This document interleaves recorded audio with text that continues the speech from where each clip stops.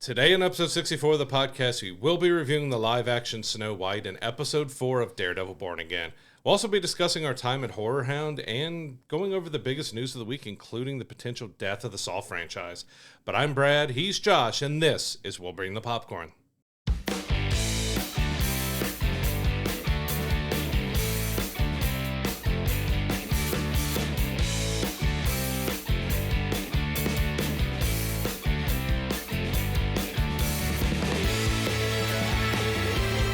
As always, before we jump into the news this week, please don't forget to give us a like and subscription on YouTube. Hit that notification bell so you're getting our episodes when they drop every single Monday. If you're listening to us in the audio room, please give us a 5-star review. It really helps elevate the profile of the show. And as always, go to willbringthepopcorn.com where you can get all our archive video, our social media information, as well as our merch store so you continue to support the podcast that way. We can't thank you enough for your continued support. Yes, for news this week, there's quite a lot of stories that came out. So I want to start off with a franchise that both you and I enjoy a lot. It's the Jason Bourne franchise with, of course, you have Matt Damon. You also had Jeremy Renner doing one. Well, it looks like Universal has lost the rights to the Jason Bourne property, which I do wonder what this means for their theme park as well, because they do have that stage show, the Jason Bourne Experience, that they do.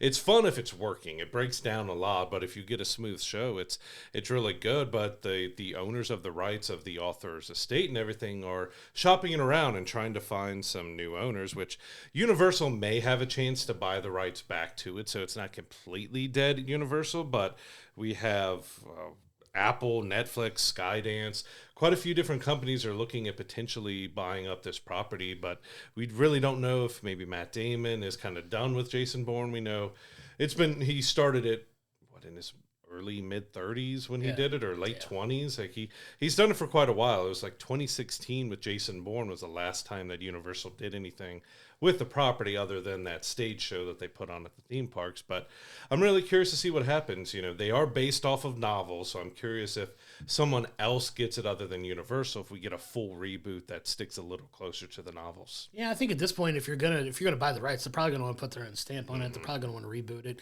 recast it. I mean, Matt Damon was fantastic as Jason Bourne in all the videos and all the movies that they did with that. And I think if a studio is going to get the rights to it, they're going to want to do their own thing with it, do something new with it. Not to say that they can't pay some homage to what Matt Damon did with it, but I think a full reboot would be necessary. Get a younger person in there to kind of take that mantle up and take that franchise forward as they acquire the rights and start to develop it. I mean, like you said, it's been 9 years now since we've had a Bourne film, so I think enough time has passed to where you could reboot that and maybe adapt one of the other novels that they haven't gotten to yet and then recast it with a new actor. But I think that's a good move for them if, they've been sitting on it for 9 years and haven't really done anything with it. If somebody wants to do something with it and want to, purchase the rights to do so, I'm all for it. I'd love to see what new direction they move forward with it. I know you and I both enjoy all of the Bourne films that have come out, but I think a new creative direction is probably needed for that.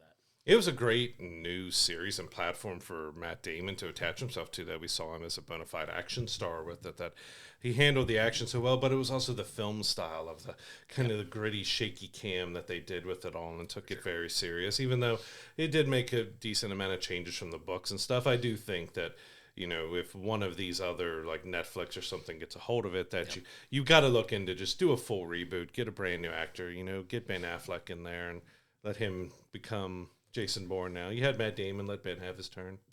Because, he does so well in these action films that he's a part of.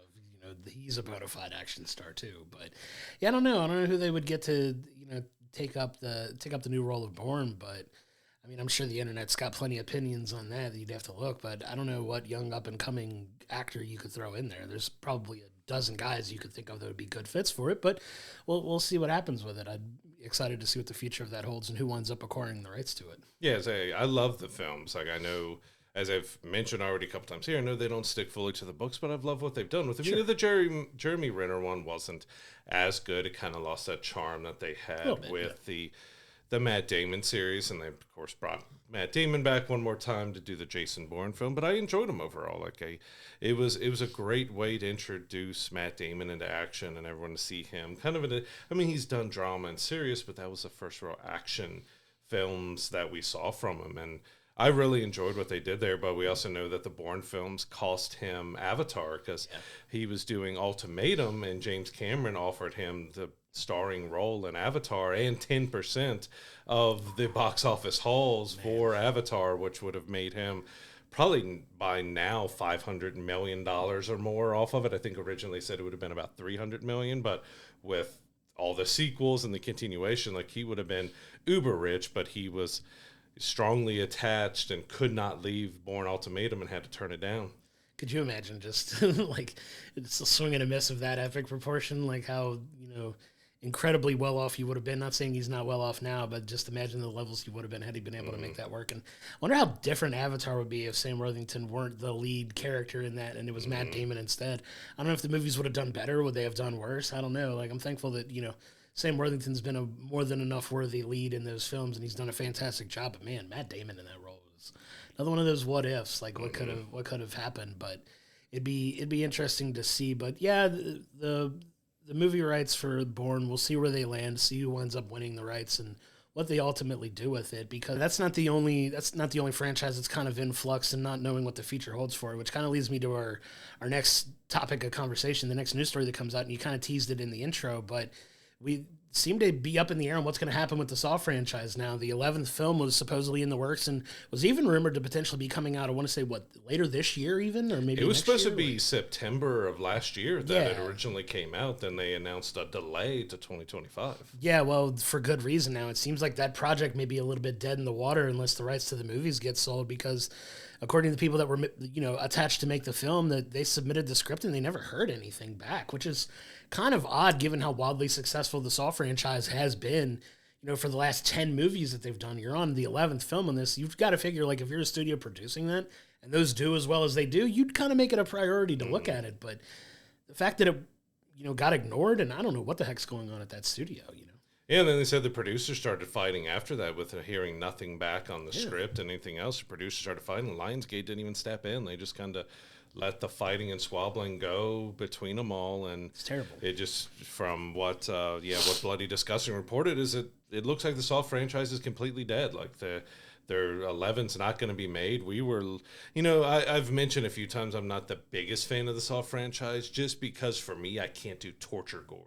I can do the slasher gore and other stuff like that, but when it comes to that torture gore and stuff, I just... Sure. It gets me to score. I mean, that's what some people want out of horror, which we'll talk about when we get to our Horrorhound coverage, because that was talked about quite a bit at one of the indie panels, filmmaker panels that we went to. But it was torture gore is one that I just can't do, so I've never been a huge fan of the franchise. But it is crazy to see, like, this was going to be the 11th one. They had the script done. They announced a release date of September of last year. And we were looking on our calendar last year when we were going to figure out what we were going to watch. And like, well, Saw's supposed to be out this week, but I haven't heard anything. And okay, now it's been delayed. And now we find out it hasn't even been filmed. Yeah. Like nothing has been done on it other than the script being turned in. And the studio's just been like, yeah, okay. It's a big miss from Lionsgate, because Lionsgate, they've got some pretty popular film franchises, but Saw's right up there with some of the most profitable they've ever had. Like I said, you'd figure that would be a priority for your studio, but the fact that I'm not entirely sure we're getting all of the information out of that story, like what's really going on. Is there more, internal squabbling that we're not aware of, that nobody's making public? But you got to figure with the franchise as successful as that one is, like as soon as they come to you like, hey, we got this next one ready, what do you think? Like, you'd figure it would be a priority review from somebody, like, at the studio that was in charge of, giving it the green light, blessing it, doing whatever they got to do to get that ready. And the fact that it was ghost, radio silence from them, that from what we hear, like, there's got to be something else up with that, because you don't just ignore major franchises like that without reason. So I'm curious to see all of the information when it comes out to what's really going on with that, because you're kind of just hearing it from one side and one person's perspective, and I'd love to hear what the studio would have to say about it, just to, get more info on what's actually happening, because I just can't imagine a situation where you have a film franchise as successful as that getting ready to make another movie that is making your company money. You're not gonna give it not going to give it a look. Yeah, because Saw 10 was decently well received, and it made a decent amount of money as well. And even if they didn't like the script, they would either send back changes or end up scrapping the writers and going with someone new. And yeah, from what we're hearing, it's just radio silence on everything. It's really weird for a franchise like that, especially as we're seeing horror is making a big comeback. Like, it's never gone away, but we've seen a ton. I think we had 55 horror films released in 2024, multiple of them being nominated for awards and everything else, especially The Substance being the biggest one, with being a body gore film, getting all of those nominations and everything it got. So yeah, it just feels like this is really strange that the Saw franchise has teased its ending, just like Jason and Freddy and all of those. Like, oh, this is the last one, except for this is the last one. 4 films later, no, really, this is the last one, and now we're on the 11th one, and it's not being made. But it's like, where's the disconnect? What really happened to cause this franchise to be done to the point where they're reporting that it's done unless it gets sold to a different studio? Like, that's the biggest thing I see on it, that Lionsgate, who's made a lot of money off of it, potentially just wants to dump and get rid of the series now. Yeah, that doesn't make a lot of business sense to me. Like I said, I don't think we're getting the full picture on that, but it's something to keep an eye on for sure, especially if you're fans of that franchise, because it's just such a weird situation that's going on there. I'd love to know everything that's actually happening and why it's getting put on ice as it is. Yeah, I want to jump into another story talking about another studio that, Village Roadshow, if you've seen an action film or a big tentpole movie in the last 15, 20 years, Village Roadshow. I mean, they were behind the Matrix films, Joker, the Lego Movie, Zoolander, I Am Legend, Mad Max Fury Road, and a ton more films.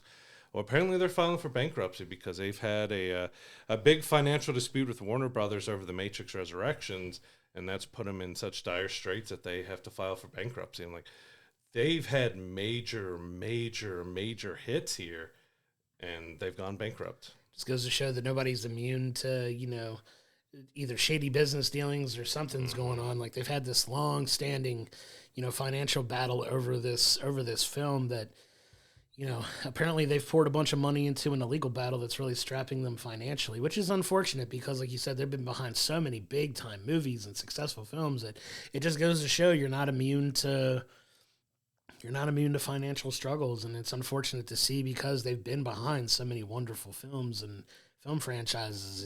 It's such a shame to see. This is kind of the shady underside part of the business. Doesn't always get talked about, but it's really unfortunate that they're in the situation that they're in. Yes, we've talked about Warner Brothers a lot, that they seem like they're not in the best financial shape either. Which is crazy. It's Warner Brothers. Yeah, and they own DC, and they have Max and a whole lot of other stuff that have a ton of franchises between Harry Potter and everything else. And, they're talking like if this Superman film doesn't kick off a huge resurgence, it could, not for DC, but spell a real big disaster for Warner Brothers. So it seems like Warner Brothers might be having a big financial issue as well, to see exactly where that goes. So there's kind of been rumors of maybe some more mergers and sell-offs and everything else of Warner Brothers or some of their properties. And it'll be really interesting to see if we end up having Warner Brothers going the same route in a year or two. That's crazy because Warner Brothers, like, when you think of the popular, industry studios, like, Warner Brothers is at the top of that list. Like, they've been around forever. And it's just crazy to see the whole financial landscape of everything. But you're right. When you've got properties like DC and Harry Potter, you'd figure it would be a license to print money. Yeah, that they'd be swimming in cash. Yeah, but it's not always the case. And it just goes to show, like, either spending on these things have gotten so far out of hand that they can't make their money back enough that it's put them in this situation. It's just... You got to kind of start taking stock in how you get stuff made and how you allocate your resources and stuff to kind of see how you can avoid having these financial pitfalls. It's crazy to see the status of like some of these major studios that are in right now, and it's just crazy to see that they're having these struggles that they're having. I don't understand it. Yeah, there's a big discussion going on right now with the Russo brothers' latest film, The Electric State, because it cost almost $400 million and it's not getting a theatrical run. Like, you're spending that much money on something. I mean, it's Netflix. They say they're cash positive and everything else for now, but you're spending almost $400 million. $400 would be a really low budget film, but $400 million on a film that's only on streaming, like that's wild if you think you're going to get that many new subscribers or something to be able to make up for what that cost. You couldn't put me on Netflix for $400. That's crazy. It's just, but I get what you could. Well, we'll talk, but no, like it's just weird, man. It's just weird the state of these companies that are just pouring money into these films and not receiving the financial benefits of getting that money back. And there's a longer discussion to be had about, like you said, that we've talked about it before with the movies getting these longer theatrical runs in hopes that they can recoup their money back or what have you. And it's a real sticking point for a lot of, like, something's got to break some way or another. Either these films got to get cheaper to produce, or they got to give them a more adequate time to make their money back. Mm-hmm. Like it's got to swing one way or another. I can't imagine you continue making these multiple $100 million movies and either not releasing them in theaters to make their money back, or you're going to start having to make them cheaper, which... Yeah, especially like with Warner Brothers and stuff, we have a great example of Joker 2. Like, the original was, 50-60 million or something, which is pretty low for that type of film. But it made $1 billion. And it made $1 billion, and then they did the sequel, and it bloomed up to like $300 million. So you had a huge increase, and it did terribly. Like, well, you didn't need to expand the budget by $260 million to get that film made, because I do see there's a big flux and a big change that's got to be happening in the studios, because it does feel like in a lot of these films they are overspending, and we've talked about it too. Like, we've looked at this film, like, where's the 100, 200, $300 million that they're spending? Is someone pocketing all that money? Because it's not in the film.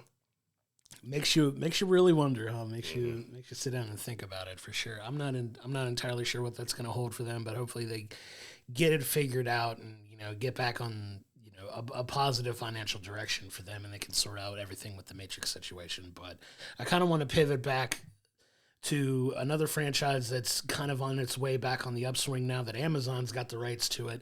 And you've got some people that are now in charge of overseeing the new direction of the James Bond films. So you got David Heyman and Amy Pascal, who are in talks to develop them. David helped develop the Harry Potter series, and then you've got Amy, who was behind some of the Tom Holland Spider-Man films. So you've got some proven heavy hitters in the fold to help produce these Bond films, but I think it's still going to want to key on who they're going to cast as James Bond. Like, it's great to have these people behind it, but if you don't nail the casting, you're going to have some trouble. So I'm curious to see what direction they want him going. Yeah, because as soon as it was said that Amazon has taken over the James Bond rights, we found out a little darker that Bezos didn't like the comments that Barbara Broccoli had, and it was like, we got to get him out of here. And you could see that at the Oscars, like when they did that tribute to Bond, and they had Barbara Broccoli and I'm sorry, I forget the guy's name with it, but they looked very kind of upset, and not like they were glad of seeing that tribute, more like, this isn't ours anymore. Like, you could see that, and there's been a lot of like, all right, what is Amazon going to do with it? Are they going to do right by it? Are they going to change Bond from being a British agent? Are they going to change all that? And someone from Amazon did come out and saying that he's still going to be British and everything, but you just never know, especially Amazon being the gigantic company it is, and the changes they've done with the Rings of Power that a lot of people haven't been happy about, even though like the Reacher series is much closer to the books and what the author originally intended with it and stuff. You just don't know exactly what you're going to get. So it's still holding out hope. I mean, you've got someone who helped bring a popular British series to life in the Harry Potter films, but you also got the Tom Holland Spider-Man film, so you got a little mix of both. It really is going to be interesting to see what they can turn James Bond into, because we're still under the impression that Amazon wants to do this big multiverse for James Bond, where there's going to be films and TV shows and reality shows and all that. You just got to hope, at least the film-wise, if it stays disconnected from everything they do on streaming or TV or something, that they get it right. They get the right actor in there. They get the right storylines, because, Bond's had some misses throughout the years, sure. But, Pierce Brosnan's was pretty popular overall. Daniel Craig, even though there's controversy over when he was first hired for it, turned out to be a fantastic Bond, even though I think Skyfall or one of them was, towards the end, was a little more like, well, we didn't like this as much. Yeah, Spectre was kind of Spectre was Skyfall. a little bit of a miss. Skyfall was fantastic. Yeah, Skyfall was great. But yeah, Spectre was a little bit of a miss on that. But yeah, I mean, but that you're gonna have that when you're talking like a 4 or 5 picture run as the same character. There's bound to be one that's a little less than the others and probably not as good. But at the same time, you do have to nail this casting. You have to get it right. You have to get it done, because if you're not successful with that, everything else that you're planning to do is not going to matter. It's fine to have all these ambitions and wants to do things, but you better hit a home run on the casting and you better get it right. Yeah, because, I mean, everybody wants Henry Cavill to come back to it. He's probably way too busy to be able to come back to it. And also, it depends on the age they want to go. Do they want to go to younger? You know, Daniel Craig was a little bit older when he started. And, of course, by the end of it, it depends on that age range and exactly where in this story of James Bond that they want to set it all. So, yeah, the casting is the most crucial part of it right now. You got potential some decent runners of the films coming in, but everything is going to boil down to that casting. It has to be. And you got to get the right person in the right story, and if you can nail that, all the other things will fall into place for sure. And speaking about casting, Jon Bernthal did talk about Daredevil Born Again a bit, since you'll find out a little bit more in episode 4 here in our review later, but he came out saying that he originally balked on doing Daredevil Born Again, that, you know, he was okay with coming back, and then he started reading the script and seeing what they were doing with the character and the story, and he said it just really didn't make sense to him what they were doing with Frank, what they were doing with any of the characters, and that kind of Vincent and Charlie both had the same sentiment that we don't really like or care about where you're kind of going with these characters, so something needs to change. And once they made the change, of course, he's come back on board because he's showing up in episode 4, and we don't know how many more he's going to be showing up, but it's not really a spoiler, as we normally like to try to stay spoiler-free when we say something, but they plastered him all over the place as soon as episode 4 launched. Sure, yeah, he was even in the thumbnail of the frickin' video. Like, thanks for telling me that this is where he's going to show up. But yeah, like, it does echo the sentiments that we had, you know, about the show when it was originally being produced and made, and now you seem like they've kind of righted the ship, and you know, we're very much enjoying the show so far, as we'll get into when we talk about episode 4. But yeah, good on him for saying, like, you know, hey, if the story's not right, if I'm not into it, if you don't have me sold, I'm not coming back to it. And I'm glad they got it worked out, because obviously, you know, he's in Born Again. He's got his Punisher special that he's going to be doing for, you know, Marvel and Disney as well, that I'm very much looking forward to, because what we get from him in Daredevil now has me very excited for what's going to happen when he gets his own special, because my God, you want to talk about perfect casting. Like, no offense to, like, you know, Thomas Zane or Thomas Jane or anybody else that's, you know, played Punisher before him, but man, that guy just embodies the attitude and the grit of a Frank Castle. Just absolute perfectly nailed casting for that, and I'm so excited. It's the gravitas of the emotion behind so good. What is such a tortured character? Like, he plays that emotion is so good. But yeah, I'm glad he's back on board. Even that, you know, to be able to speak out against not liking what it does, and then be able to come back and get your own special where you're getting to help write. They're like, all right, you know this character, you're into this character, let's get it to how you feel it's going to be. And it's good to see actors like that who's going to stand up for their characters and not just come back for a cash grab. Like, all right, we're coming back in the MCU. All right, I'm all on board. Oh, you're doing that with the character? Oh, okay, I guess I'm going to do it. Like, he's stuck to his guns. Like, hey, I want to do right by this character. Even he's talked about that special a few times, saying, we really want to make sure we get something that's right for Frank, for the Punisher, that it fits the character so well, and not just do something that's just completely out of left field, that we're doing the right thing with the character. And I love that he's so dedicated to some, because he's been in so many things and so many huge things. Like, he's even in the new Christopher Nolan Odyssey film that's coming out and stuff. Like,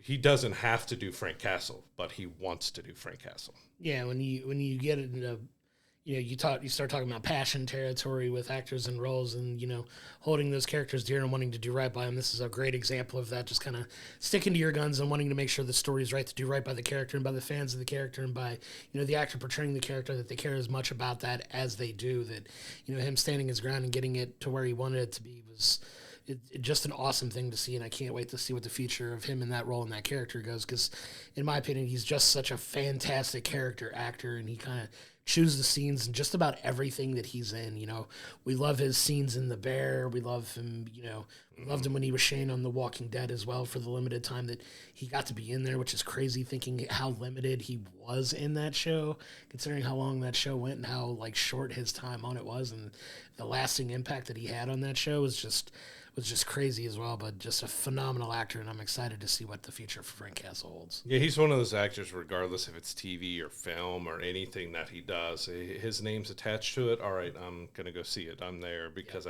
he's such a fantastic. Because he cares about the character. He cares about what he's portraying. That he puts his everything into each character, and it's great to see that Charlie and Vincent and John all have the same feelings about these these Marvel MCU characters, that they're standing up to the mouse to say like, hey, we don't like what you're doing here.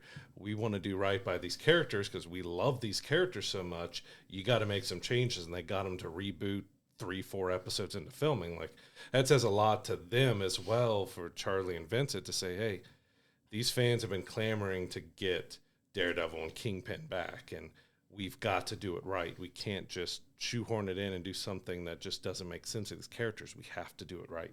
Yeah, and what they're doing so far is fantastic, and we'll get into that when we get into our review of the next episode as well. But I kind of want to move into another news story that I'm kind of mixed on how I feel about it, just because it's been done and done again, and we've had so many different iterations of it. But you know, a story coming out of the Wrap this week was that there's a Power Rangers series that's going to be in the work for Disney Plus. Now, we've had recent attempts at making a Power Rangers film that did not go that well. It wasn't very well received.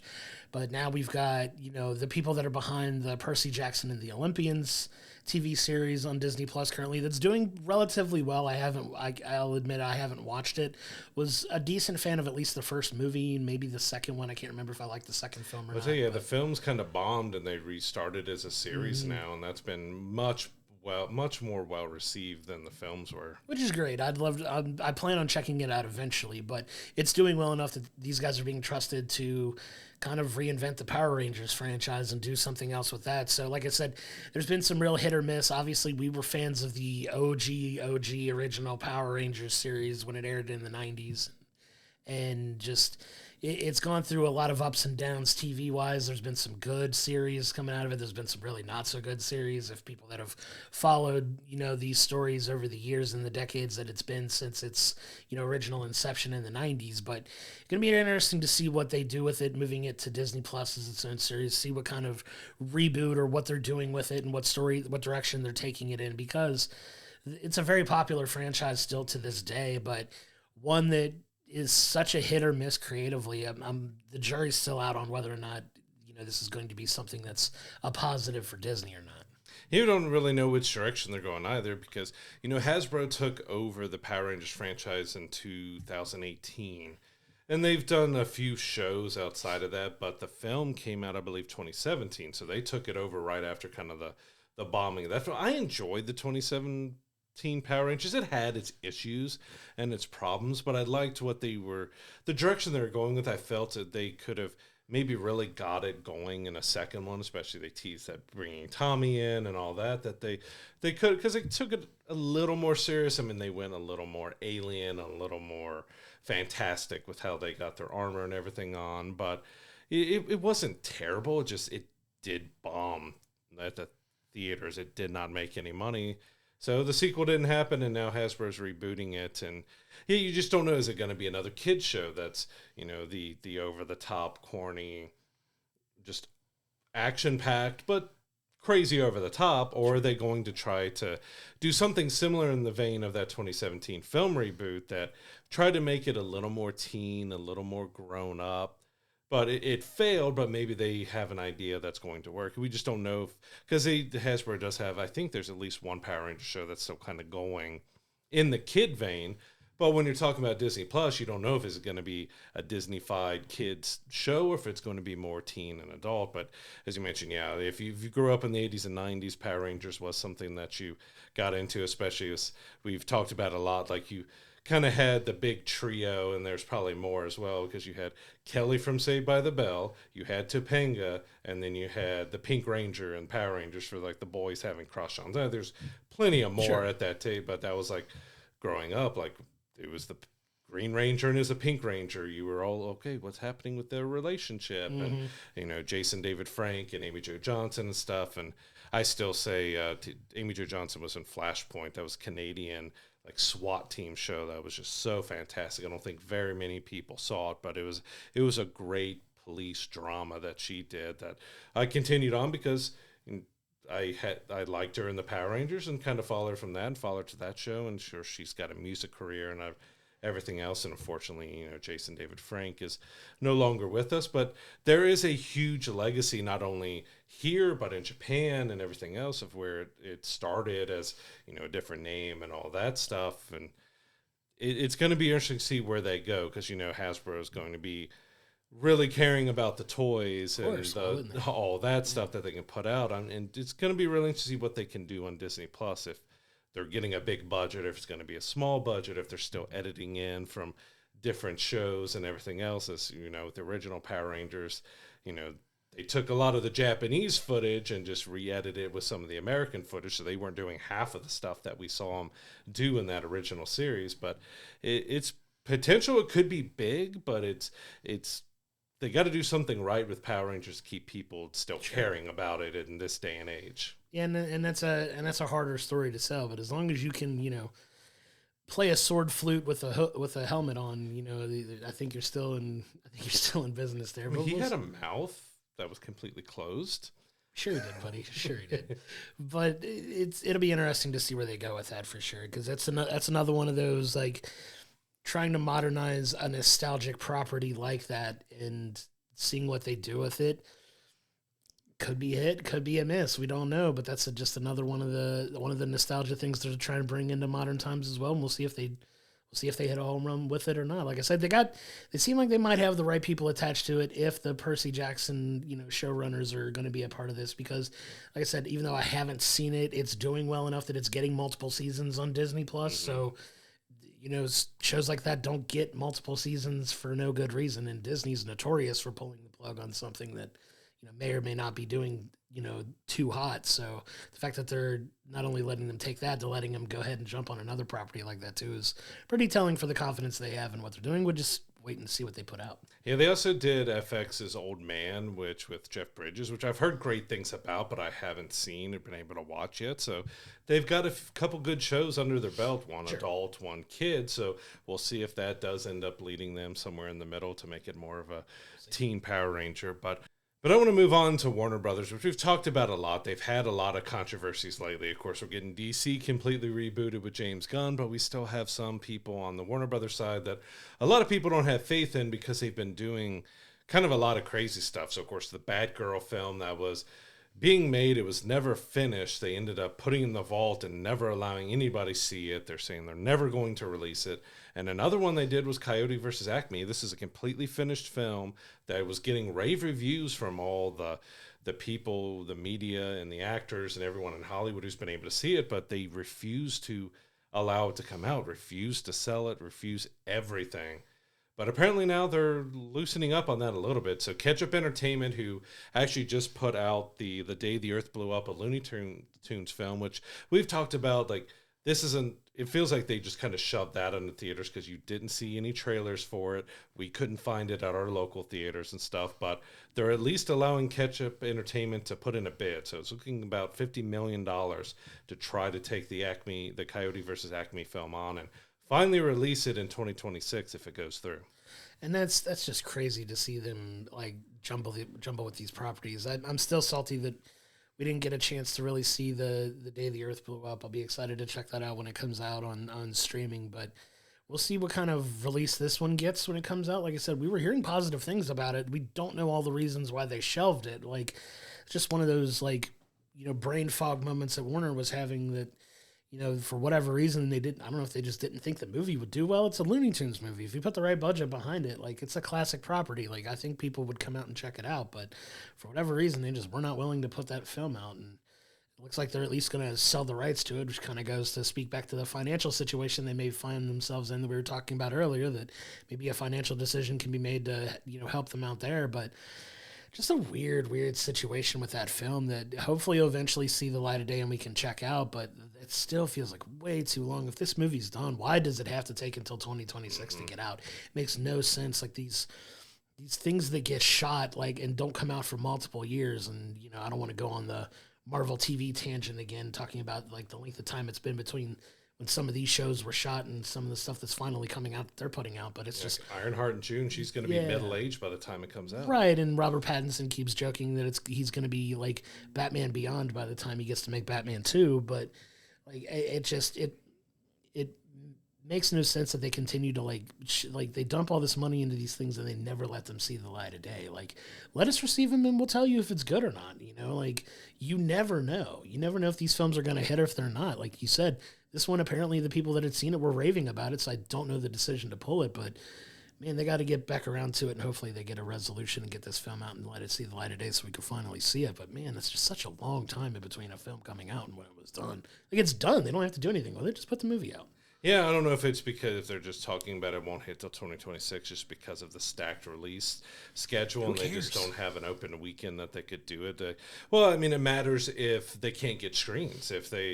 If all the screens are already booked, they can't release it. And I don't think Warner Brothers cares as much about putting on streaming because they just axed all the Looney Tunes shows and shorts on Max, saying and this might relate to the movie as well, saying that they're getting away from children's programming. And that's children's, but if you have a streaming service that is not an archive for everything that you've released, you're doing it wrong. Right. You need to have an archive of all your older stuff that the people in the 70s and 80s that helped you become who you are. You should have an archive of everything you've released. What exactly is it costing you other than maybe some music rights or you have to pay the actors their stipends and everything else? It should be an archive for everything that you've ever put out, but they've axed so much stuff lately.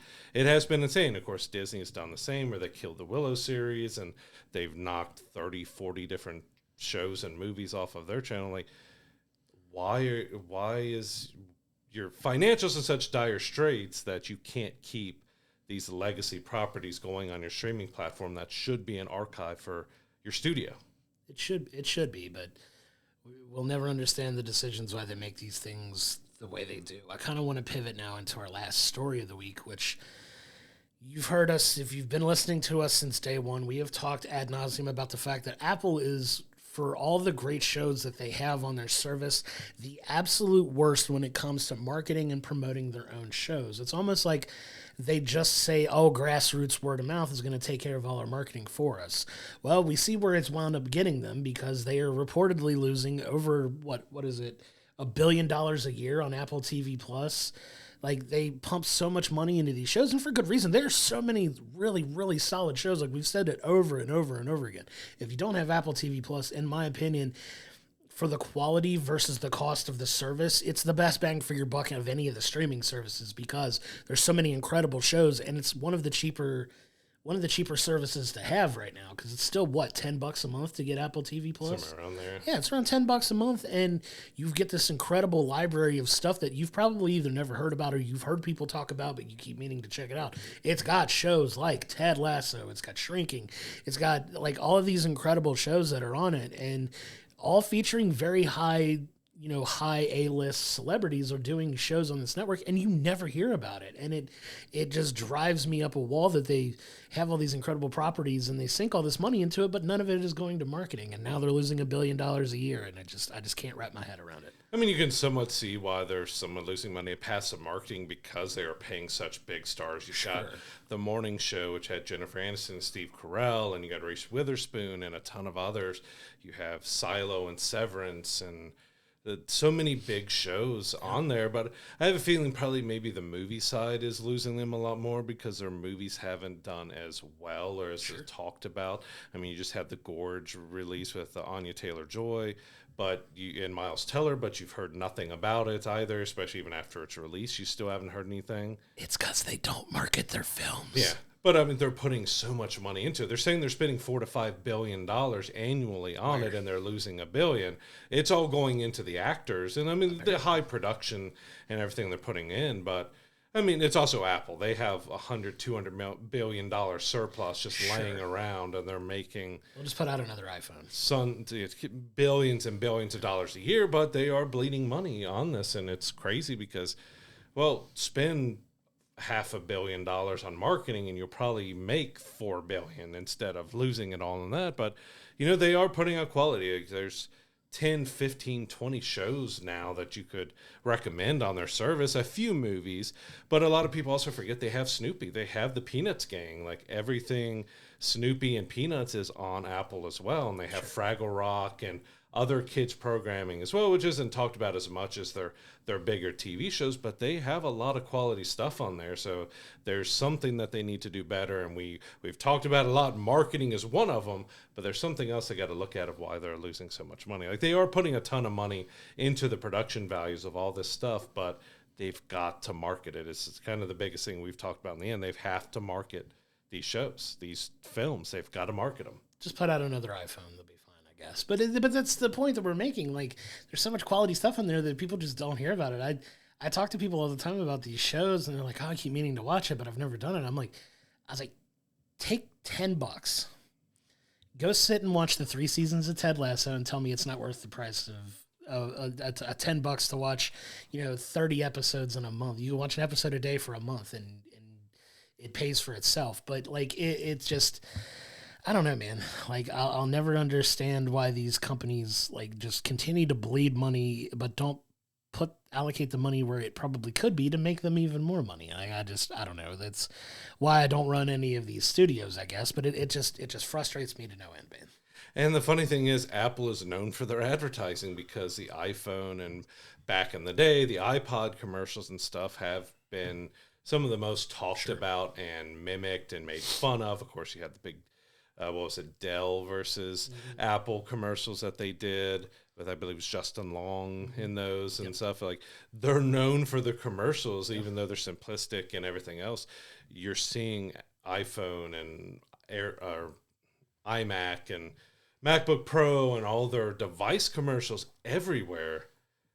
You're not seeing anything on their TV shows. Very, very little. It's disappointing to see because, like we said, we'll continue to pound the table for it. Like, there's so many incredible shows on that service. If you're not checking it out, you should be, because there's just an incredible wealth of stuff to get in, to dive in. If you're looking for something new to watch, there are a ton of options on Apple TV Plus, and it's the most affordable streaming service there is right now, and the best bang for your buck. But for now, if they need to make up that $1 billion somewhere, like, hey, let's up it to $20. That's going to help. Pay me to market it. Let's go. I'll do it for significantly less than you think it would take.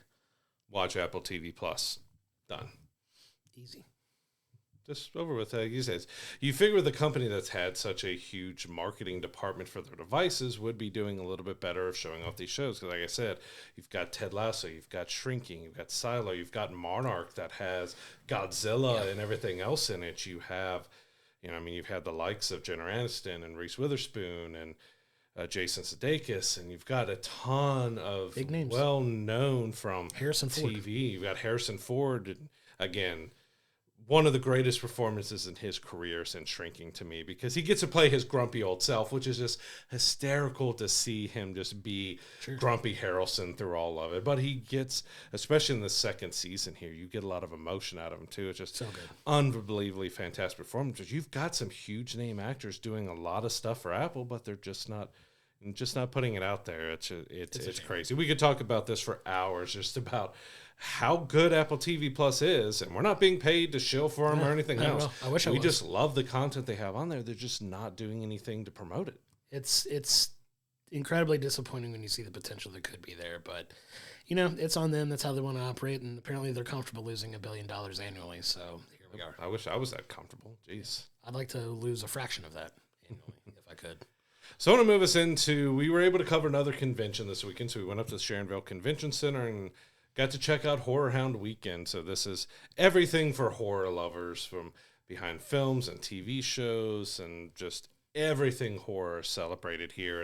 And we were able to sit down on several panels as well and had some fun times with these panels. So we kicked off our panel watching with an independent film showcase, which it was just kind of talking about kind of where horror is and, you know, what gets people into horror, not only from filmmaking, but to watch it and stuff. And a lot of it, and it was an interesting discussion because we're talking about a lot of it, there's an emotional connection. So like if you like the realistic type of horror that's putting in situations that you can believe and go and everything else, that everyone has a different connection to every kind of horror property that goes out because there's something that triggers you. Like I know with me, once I became a dad, and my wife is the same way, anything horror related that happens with kids I cannot do. Like it gets me like, nope, I can't handle something happening to kids in a horror film anymore. Like it wasn't that way before I was a dad. I'm not being heartless or anything, but I was able to like, all right, that's bad, but I can deal with it. Now that I'm a dad, I'm like, nope, I can't deal with it anymore. Yeah, but that's one of the fascinating things about horror, and it was why it was such a fun. It was a fun panel to be a part of because it's one of the few genres that you can have so many subgenres of. And there's a little bit of something for everybody because they talk about, you know, it was so great hearing these independent filmmakers talk about it because they have the passion for the projects that they're making, right? They talk about, you know, the title of the panel was called The Art of the Scare, right? And it was talking about the different ways that they can use scaring you in a film and all the different ways that it can be done, right? It can be, you know, like you said, the torture elements of it. It could be slash elements of it. It could be psychological. It could be comedic. It could be, you know, like there's so many different ways to get a scare out of somebody, or whether it's thought-provoking or whether it's physical, you know. Just making people uncomfortable. Yeah, like all the different elements that go into making horror you know, the awesome genre that it is. And it's one of my personal favorite genres to begin with. And it was really cool to hear them talk about like the passion that they all had for why they went into this type of filmmaking, why they enjoy making these types of films that resonate with them. Like it was a really fun interaction with the crowd. Like, hey, people talk about some of their favorite horror films, and then you hear the people that are actually making the films, that like what inspiration they draw to do the projects that they do and some of the films that they like. You know, some of them talk about very popular, well-known, you know, horror films that do that. And some of them talk about some lesser known independent horror films that are, you know, semi-popular or some obscure ones that nobody's ever seen before. But it's so cool that you can pull from so many influences in so many different directions to make whatever style of horror movie you want and make it work for you. And it was just a really it was an insightful conversation into why horror is, in my opinion, the most fascinating genre of film to make, because there's so many different directions you can go with it. Because you could do the hero story 1,000 different ways, but it's still the same hero story at the end of the day, right? But with horror, there's so many different ways you can attack someone psychologically, mentally, visually, you know, in ways that makes it, in my opinion, the most fascinating genre of all to do. And you've had quite a few films recently where you're kind of taking it from the perspective of the bad guy, basically. Sure, like yeah. you're getting in A Violent Nature, and kind of Maxine and the X and the trilogy, like she's not exactly the hero, she's kind of the villain as well, and it's so you're kind of exploring that different aspect. Well, what if we're showing it from not from the hero perspective, and we're seeing it come this way? And we've seen quite a lot of that. But yeah, it was really interesting to see, especially some of them say like, I'm actually, you know, I'm a very introverted, I have such anxiety and all this other stuff, but when I do the horror, I exploit that because I know that bothers me, so I'm going to do that to kind of using what terrifies me to terrify other people with it. Like you're using kind of what you know, but yeah, horror can have so many different varieties to it depending on what they do, because if they go very violent, if they skip on the violence, but there's more torturing you psychologically. And I love the discussion that they got on about A Quiet Place, because it was more of, I guess you could say, a unique approach to horror, because it was about the silence and it was about the use of audio in horror. And of course, a lot of people who are fans of slasher films, one of the biggest things that you can remember are those theme songs of that music, or the Sure, yeah. and hearing the sound. Like sounds can play a very big part in horror, and something like Quiet Place, where you hear the space shuttle start going off with the sounds, and you can see the look on John Krasinski's face when he looks back and sees what's making the sound, and you hear the sound of the creatures. Like it's using the sound to manipulate and play on your emotions, and it's done so well in that film series. But there's so much different ways that you can approach a film series, and we both love the Scream series, but it's a very meta. It knows itself, and it can be silly and over the top, and it can be very gory and at other aspects, but there's just so many different ways you can attack and go after horror, like several of them that had films premiering there, which unfortunately we weren't able to do the film festival that this weekend, but they dealt with family, like horror with family, with grandma. They made a lot of jokes out of grandma horror and everything else, but that's stuff that people can connect to, the realistic nature, like, okay, what's going on with this family, and you don't know. And terrifying aspects of that, it was really interesting to see how they talked about their approach to horror, what got them into horror, even like what scares them, and that's the reason why they got into it. But it also fascinated me, it was kind of across all these panels of just how they talked about how much fun they have making horror films, because you see some of these, especially the ones that are very brutal and dark and violent and stuff, and then you hear that they were laughing and cracking up and having such a great time doing, as we'll talk about that a little bit more at the Evil Dead panel, which is, you know, it's kind of a little bit over the top, but they took the reboot kind of very seriously with it.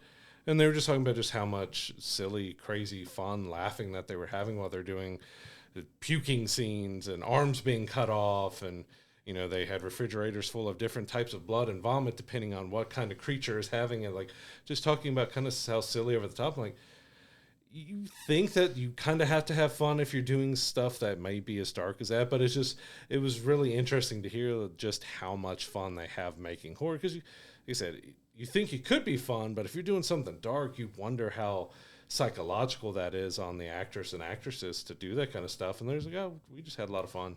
Yeah, like in between scenes, we're cutting up, laughing, and making jokes. Like, and it kind of leads into the Evil Dead panel that you mentioned, because it was the next one that we saw, and it had, you know, the three main stars of the Evil Dead remake, and it was a ton of fun listening to them kind of recount and retell some stories.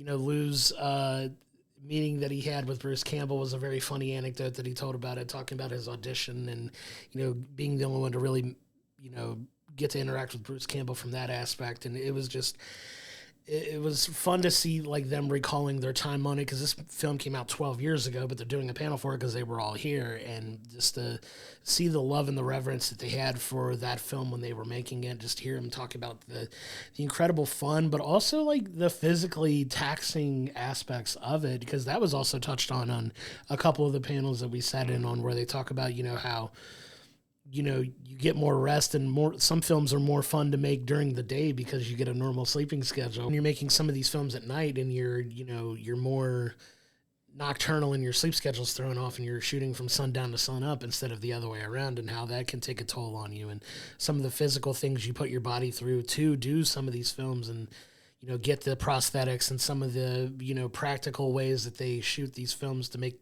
it look as real as it does, and some of the things that they go through to put their bodies through to do some stuff like that is challenging, but also very rewarding, that they seem to really enjoy those parts of as well. It's just fun to see people's perspective from, you know, taking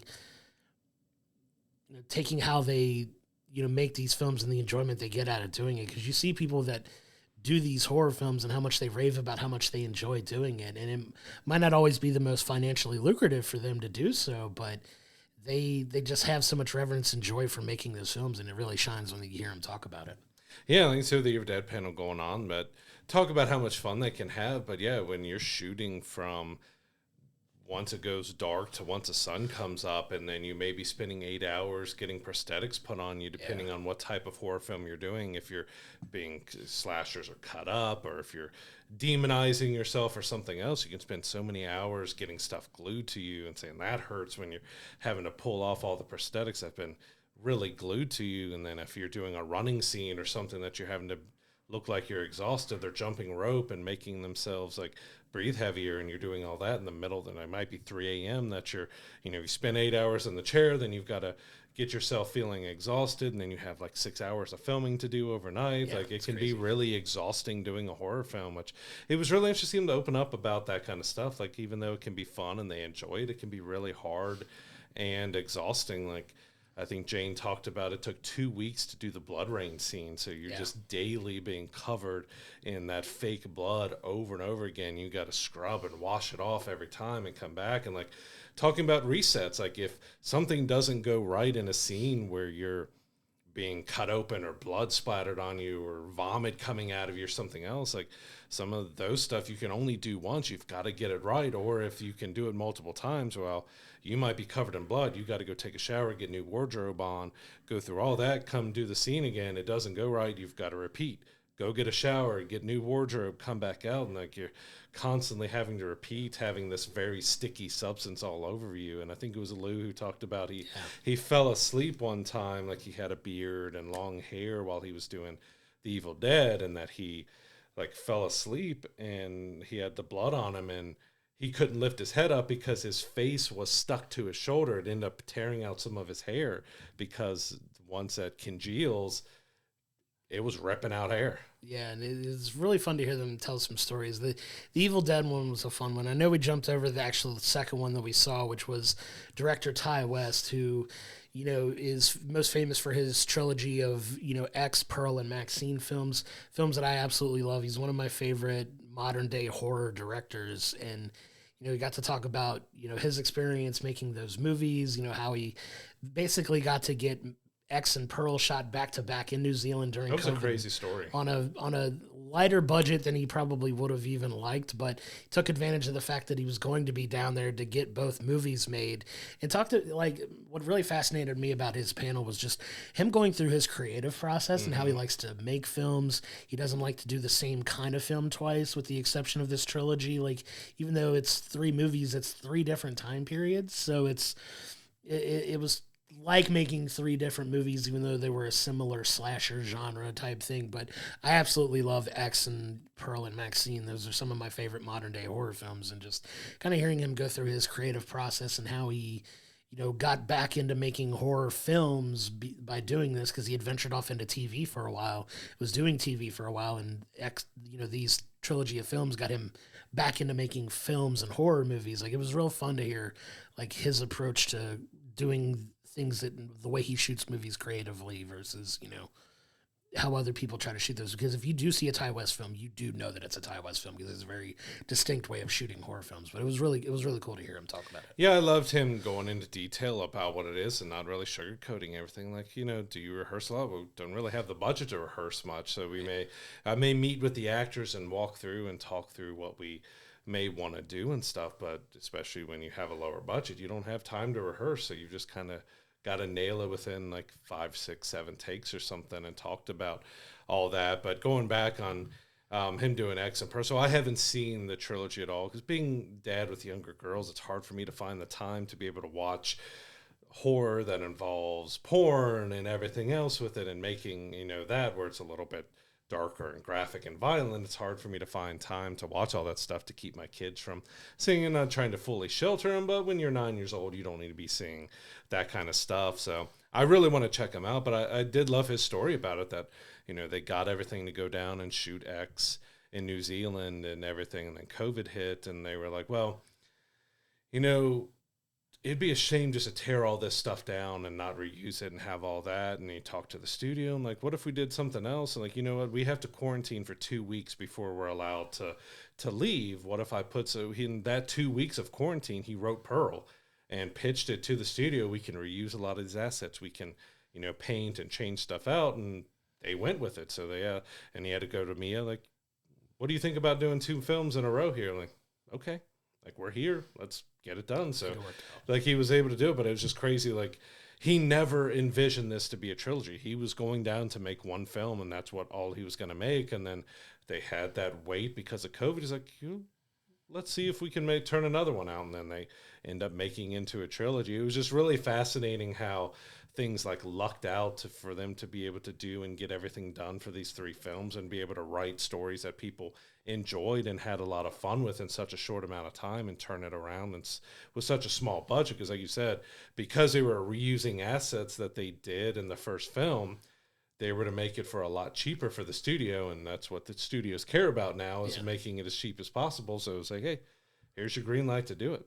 And it helped that, you know, Pearl, the second film, is technically a prequel to X, where you go back in time and it's a different period piece, and that's kind of what Ty talked about, like getting enjoyment out of doing, because he didn't want to just make a direct follow up to it. Then he wanted to jump back to a different really time difficult period, if you've seen the film. Which it's really cool how they got it done and made, and the story they tell in Pearl as well, because it is most definitely a prequel talking about the family from the first one, and going back and telling their story, which is a wild take on it too. But if you haven't seen those, I highly recommend it if you're a fan of horror. But just hearing his creative process was super fascinating. Just hearing his perspective on the types of films that he likes to make and the way he likes to make his movies, and it just really shines through what he's put out so far, because I really got enjoyment out of all three of those movies, and I can't wait for you to check them out and so we can talk about them. But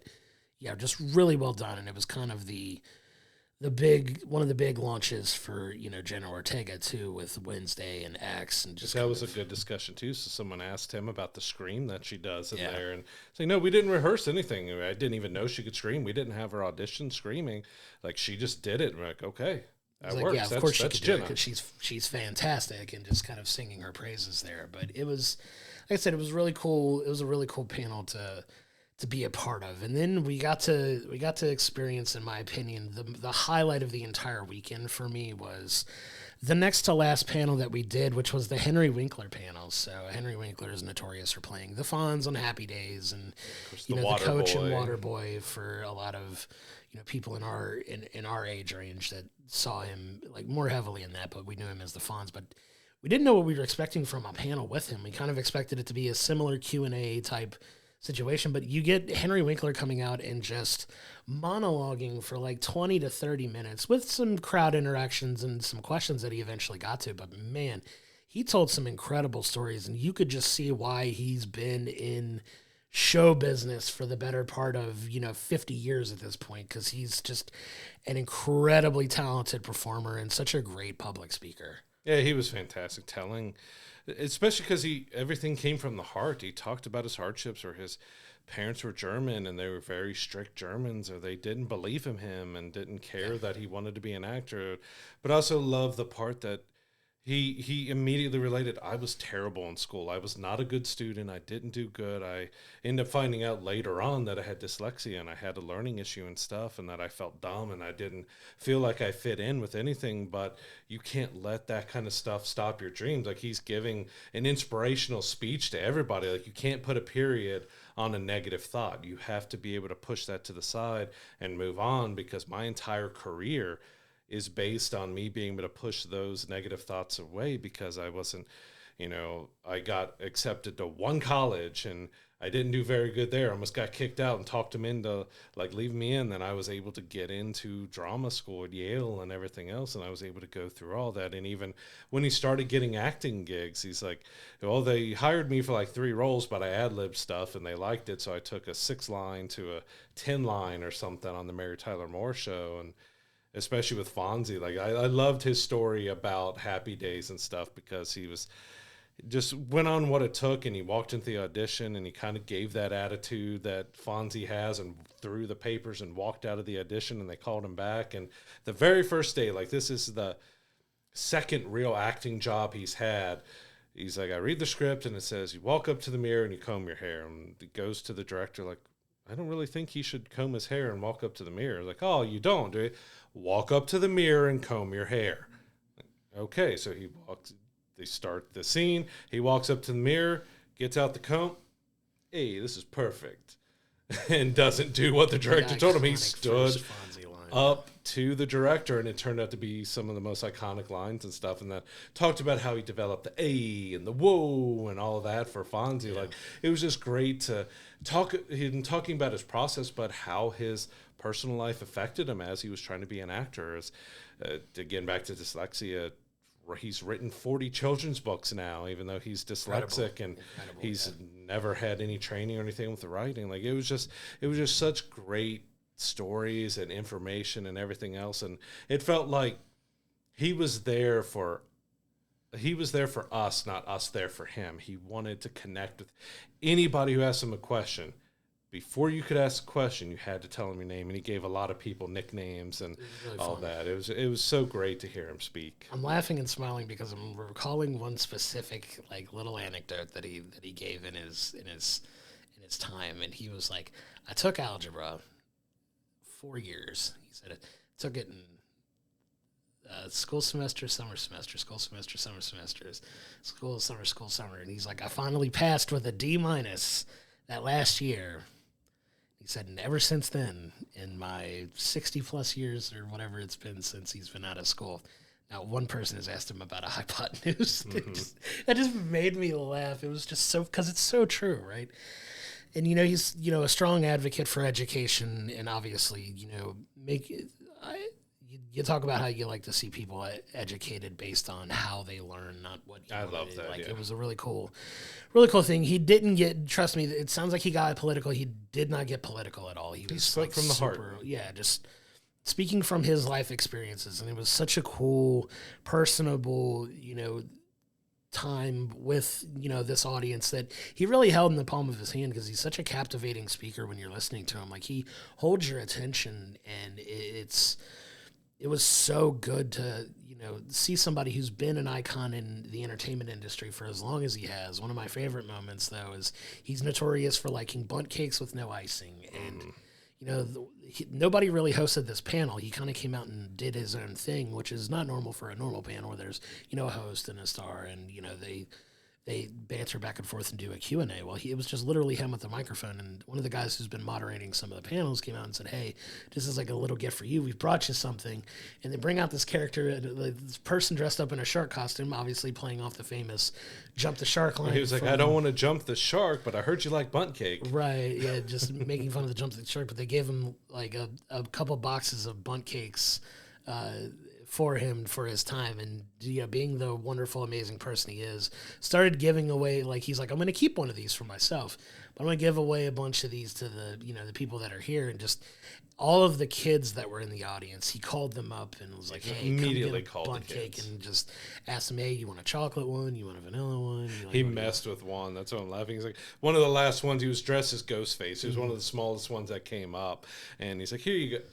Oh, and he's just so funny. Like 4 or 5, you could tell like he's a grandpa and other stuff. It's just it's that just back and forth, and he finally gave it to him. But he was just hysterical. Like such a.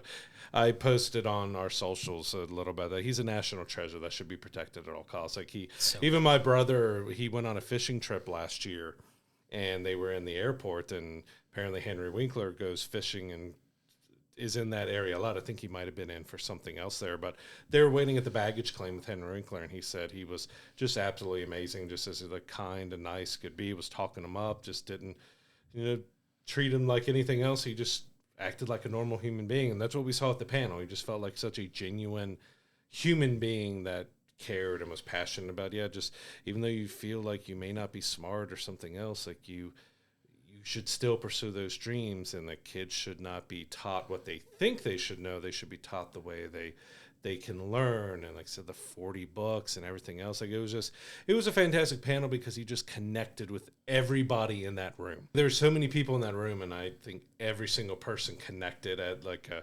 heartfelt level with him because he was doing so good. And he just, you didn't expect. You thought maybe he's going to sit down and they'll ask a few questions of that, and he just commanded the entire thing. It was kind of like Jason Isaacs when we did the Lexington Toy and Comic Expo, that he just commanded himself. It was all him, all up there, and it was a very similar feeling with Henry Winkler, but it was just so fantastic. And he even talked about Scream and what he did in there, and talked about, I loved his story about Adam Sandler, because you feel like Adam Sandler's a really nice guy and stuff, and talking about how he ended up in The Waterboy because, famously in the Hanukkah song, he talks about Arthur Fonzarelli in it, and Henry Winkler called his people up because his son ended up working for the same management company and saying, I just wanted to thank you for including me. That was so much fun. He said like a couple months later, hey, you want to do this film called Waterboy? Like, yes, I do. Like, he was really excited to be able to do that. But he said, like, Adam, kind of talking about his educational and other differences and stuff, he said, like,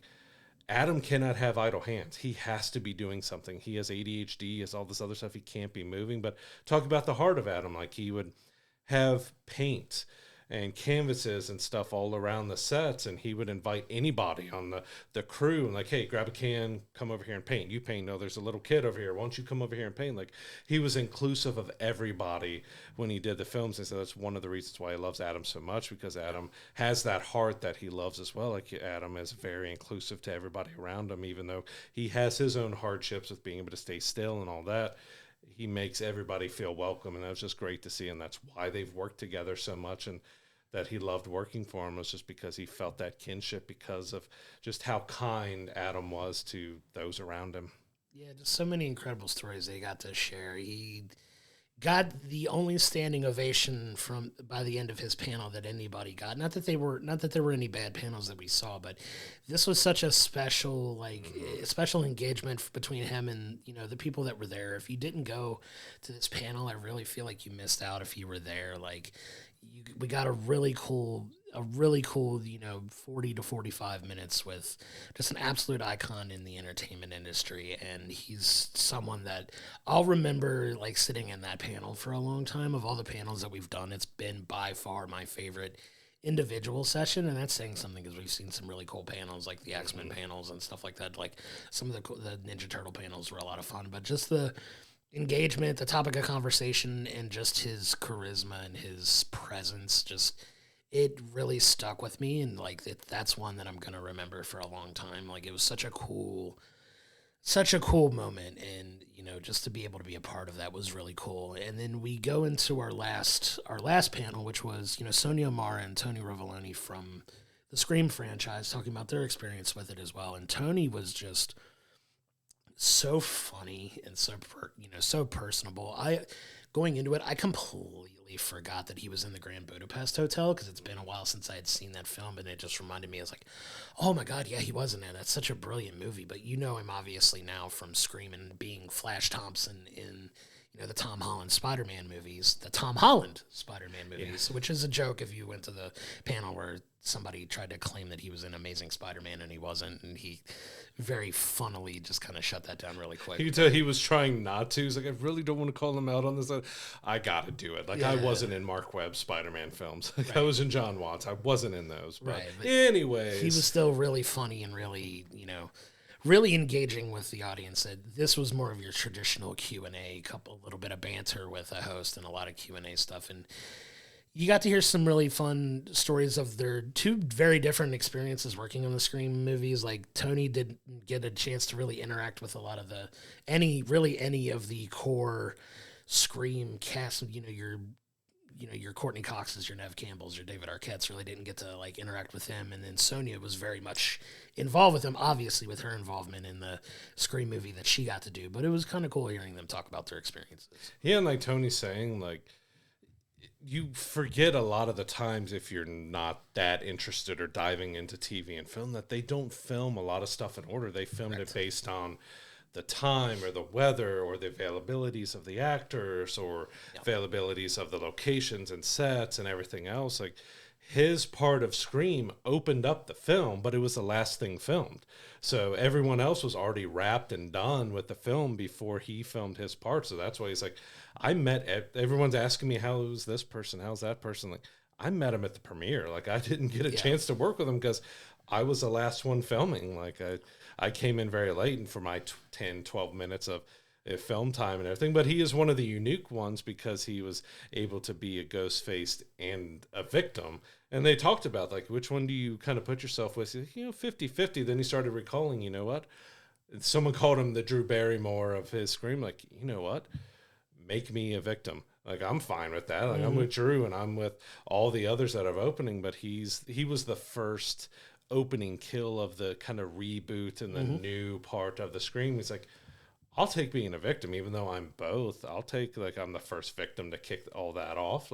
Yeah, absolutely. Yeah, I'll take that. And he got to tell some really funny stories about getting to film one film while he's also filming, Willow, the TV show. And he got to talk a little bit about that, which was fun. He talked about, potentially what could have happened had they gotten to a season 2 on Willow. But a lot of his conversation was about Scream and things like that, and just his experiences with those films. It was a ton of fun because we love Scream. like you and I are both big fans of the Scream franchise, and it's gone through so many some changes, iterations. It's gone forward. It's gone back to the original cast. That's kind of coming back into the next one that's coming out next year, and just some really fun ebbs and flows of the franchise as it's gone on throughout the years, and like just how fun and fresh it still feels. But like hearing some interesting conversations about what's coming up that they're aware of or maybe not be aware of, and it was just a really cool panel to hear, their experiences working on that. Yeah, and I did like it was some of the behind the scenes stuff of Sonya talking about how everyone had a script that said they were the killer. And they told no one to talk about it. So I don't know if they were either messing with them or trying to see who would leak stuff. But like when she first got her script, she really thought she was going to be the killer. Of course, it was a different outcome for her character, but it was in her script. And then they end up talking about it and finding out that everybody on the cast who was given their script was told, you're the Ghostface killer. Which is a really funny way to kind of get people together, but also infuriating if you're trying to prepare for a role like that, right? Because you get it and you're like, oh my God, I'm actually going to be it. And then they talked about how they had to kind of pretend and not talk to the other cast members like it was going to be them. Really fun way to kind of make a film, but you got to imagine that would have driven me nuts. Yeah, when you finally get to the point, oh no, I die and I'm not the killer. Oh wait, I've been playing this whole time that I've got this mystery behind me that I'm going to be the killer. And nope, you just met a gruesome end. But it was really fun to hear them tell their stories. But Horrorhound at the end of the day was just a great time. We're so thankful to the people that run the Horrorhound Festival for having us out as press to get to cover this. And I was really impressed with the overall simplicity of the layout of the convention as well. Like it wasn't as bloated or loaded up as some of the other conventions that we've seen. Like it was very streamlined. It was very easy to navigate. The way they laid out the guests even was unique, and saw a lot of really cool vendors. One of the highlights for me personally was just all of the creative cosplays that you see in this. Like the regular conventions, like the superhero conventions and the more pop culture conventions can have some really fun cosplays. Obviously, anime conventions are probably S tier top list of potential cosplays because there's so many different anime characters and things that people can go dress as, and that's kind of where cosplaying is really evolved from as anime. But horror is right up there with a very close second because we saw some amazing cosplays when we were out there. Yeah, there's some fantastic cosplay. You had like 300-400 Art the Clowns walking around, which I even told you as soon as it happened. Like it was kind of obscured while we were walking around, and there came this little kid that was dressed as Art the Clown. I'm like, oh, that just okay. I can get it, but you have a kid dressed as that character. I'm like, oh, okay, like. Children of the Corn, bring me back to all this child horror. Like, don't have a kid as Art the Clown. We should preface it by saying that there was a very strong Terrifier presence at the convention this weekend. You had David Howard Thornton, obviously Art the Clown. You had Damien Leone, who's the director of the film, plus quite a few of the cast members from the Terrifier franchise there. It was really Terrifier heavy, so obviously Art the Clown in abundance. But it was really cool because the day we were there, Saturday, David Howard Thornton was doing his entire convention appearance that day in full Art the Clown makeup and get up, which was really cool. If you got a chance to go in there and see some of the photos that people were taking that come out of it with him in full Art the Clown get up, it is both terrifying in person and really cool to see at the same time. There's some really great that we went by, and I walked by it a few times.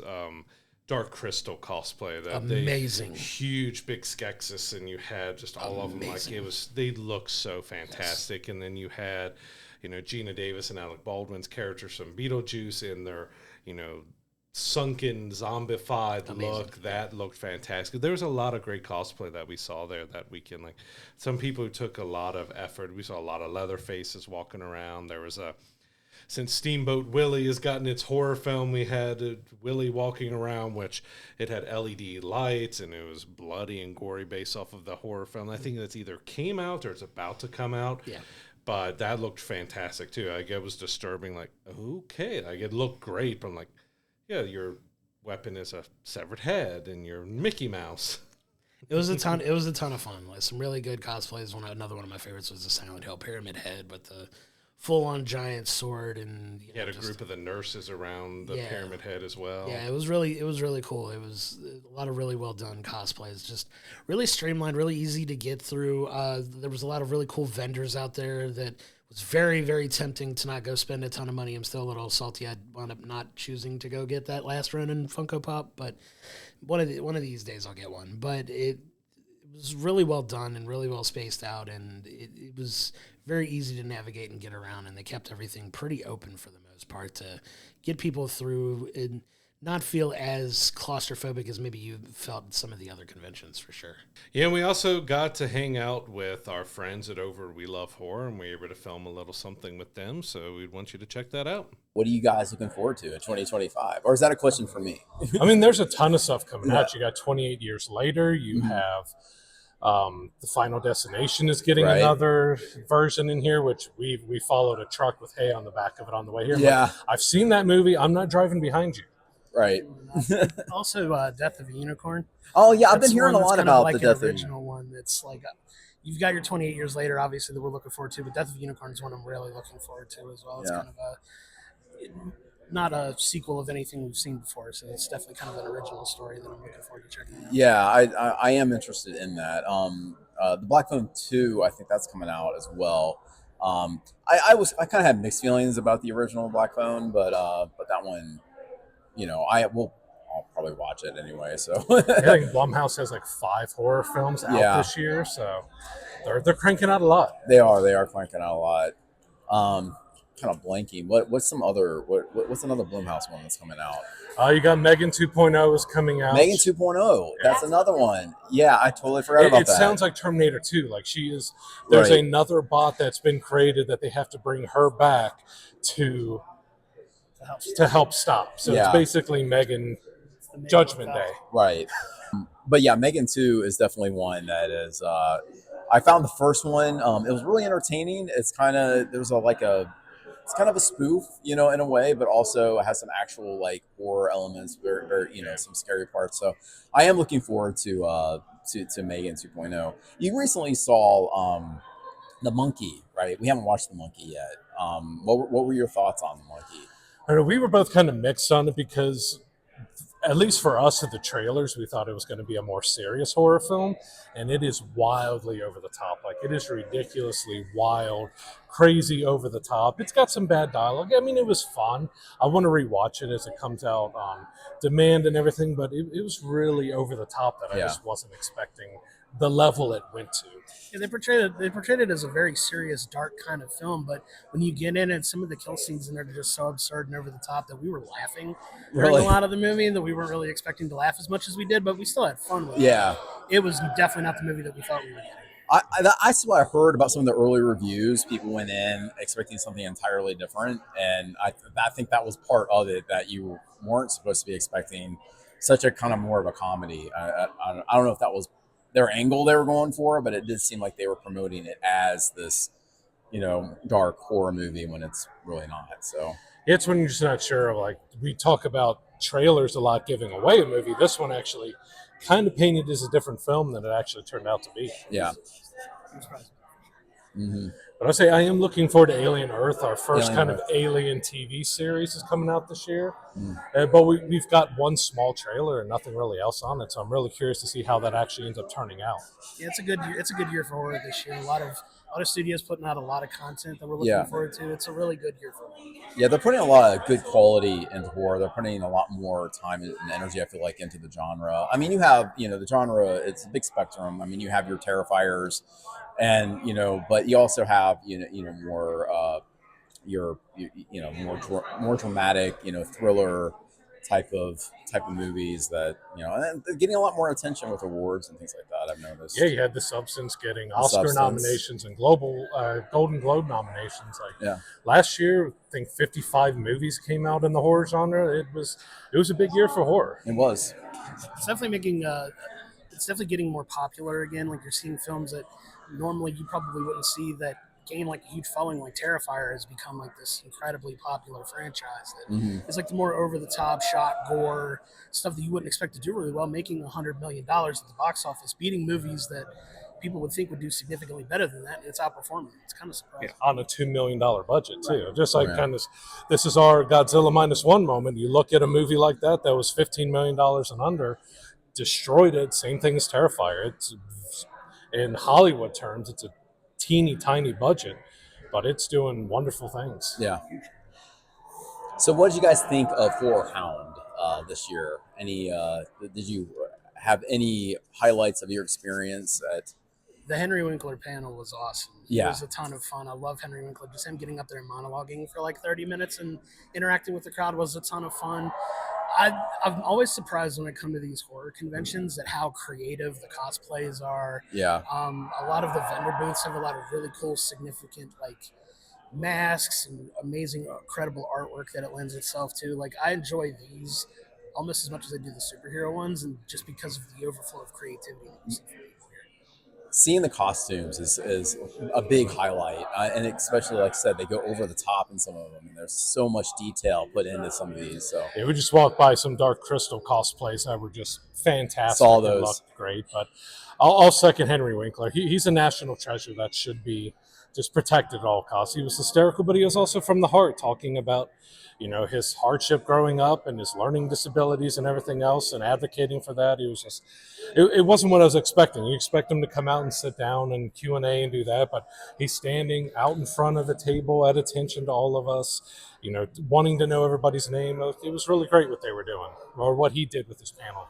yeah, and I agree with that too. Henry Winkler was definitely, I felt like my favorite part of all the panels. Although there were some good aspects in some of the other panels too. But I just, you're right. He speaks from the heart. He's funny, and you know, but he also, you know, he's very personable. So I just, yeah, I really liked his whole segment. And he handed out bun cakes to all the kids.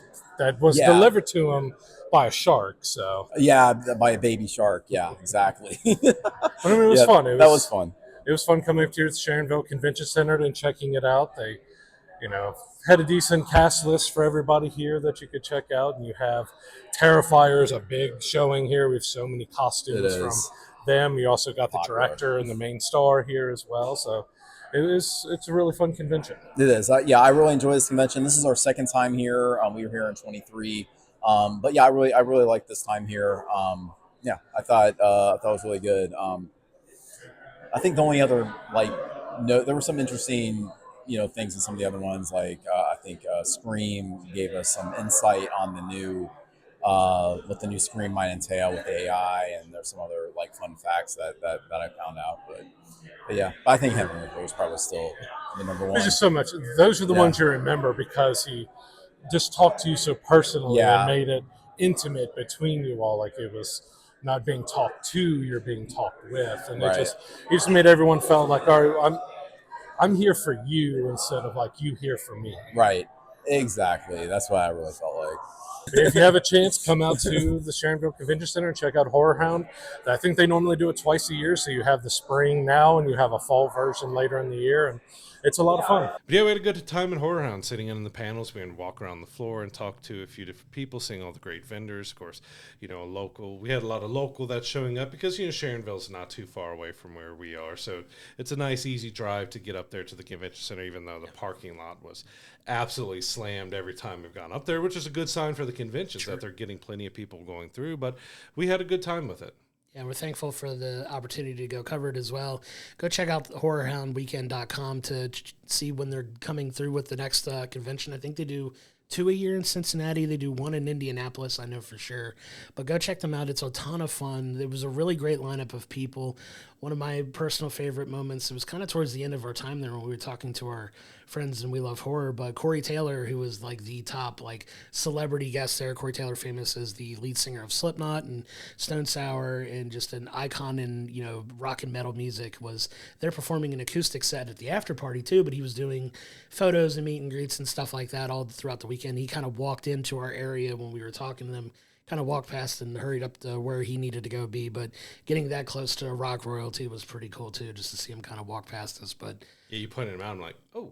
Yep, there he is. I almost screamed out, "Are you ready, kids? I can't hear you." Because if you've seen any of the clips, like he will do, because you've got a metal guy singing SpongeBob at some of his concerts, and he sings it great. And spoiler, he did do it at his acoustic set at the after party where he had a bunch of. He's got to be asked to do that 100 times, singing the SpongeBob thing. But it was really cool. But yeah, just so many so many good things at that. They do a really good job of putting that one together, and it was a ton of fun. If you're a fan of horror, go check out a horror convention like that around your area. If you're in the Cincinnati area, go to Horrorhound Weekend. It is a lot of fun. It is one of the better run conventions, I think, now that it's been around for, God, 12, 13 years at least at this point. We It's been attended around back for a when while. Walking Dead was really getting popular with Right. right before Merle and left The Walking Dead. It's been around for quite a while. Been around for a long time, so they do a really good job with that. Can't thank those folks enough for the time to go check that one out too. That was a ton of fun. Yeah, so now I get to transition between talking about horror and Horrorhound over to talking about Snow White, which apparently to a lot of people online is horrific to them because there's been so much vitriol and just negative talk about this film since it's come out. We've heard a lot of horror stories about the reshoots and everything else and the stills and stuff that's come out. There's some of it was warranted. Majority of it is just people being hating putrid, horrible people, just hating because, you got Rachel Zegler being Snow White and she's Latina. Like, she was fantastic in the film. She was the best part of the film overall. She's an incredible singer. She is a beautiful young lady, so everyone who wants to make fun of her looks and everything else in it. Snow White has kind of a haircut that's not flattering to most people and everything else. So it's like she was fantastic in this film. The only one I will probably say that Gal Gadot wasn't great as the evil queen. She was okay. It was just kind of a weird performance from her, but overall, I think Snow White wasn't as big of a disaster to me and my kids as everyone kind of hyped it up to be. Well, let's kind of talk about that a little bit. It's interesting that you have those takes because I have very similar takes to this. I think that we're going to kind of be on the same page in this one. This is one that we didn't go see together. I was traveling for work this week and saw it out of town, but yeah, I thought Rachel Zegler did a fine job as Snow White. I think she is, in my opinion, the highlight of this film. She does a really good job portraying the whimsical kind of Snow White character that, good God, this movie came out almost 70 years ago. Like it's been a long time since this original came out. Like, let's pump the brakes a little bit on the aesthetics of Snow White, where I take more of an issue with. In my opinion, this isn't Gal Gadot's best work. I think her lines that she was given as the evil queen did her no justice. She felt very stiff in a lot of her deliveries. The musical number that she had in this was not good at all. I didn't care for the musical number in theirs, and I don't really care for the CGI on the dwarves, honestly, because I think they could have done that a little bit better. But it was the heads.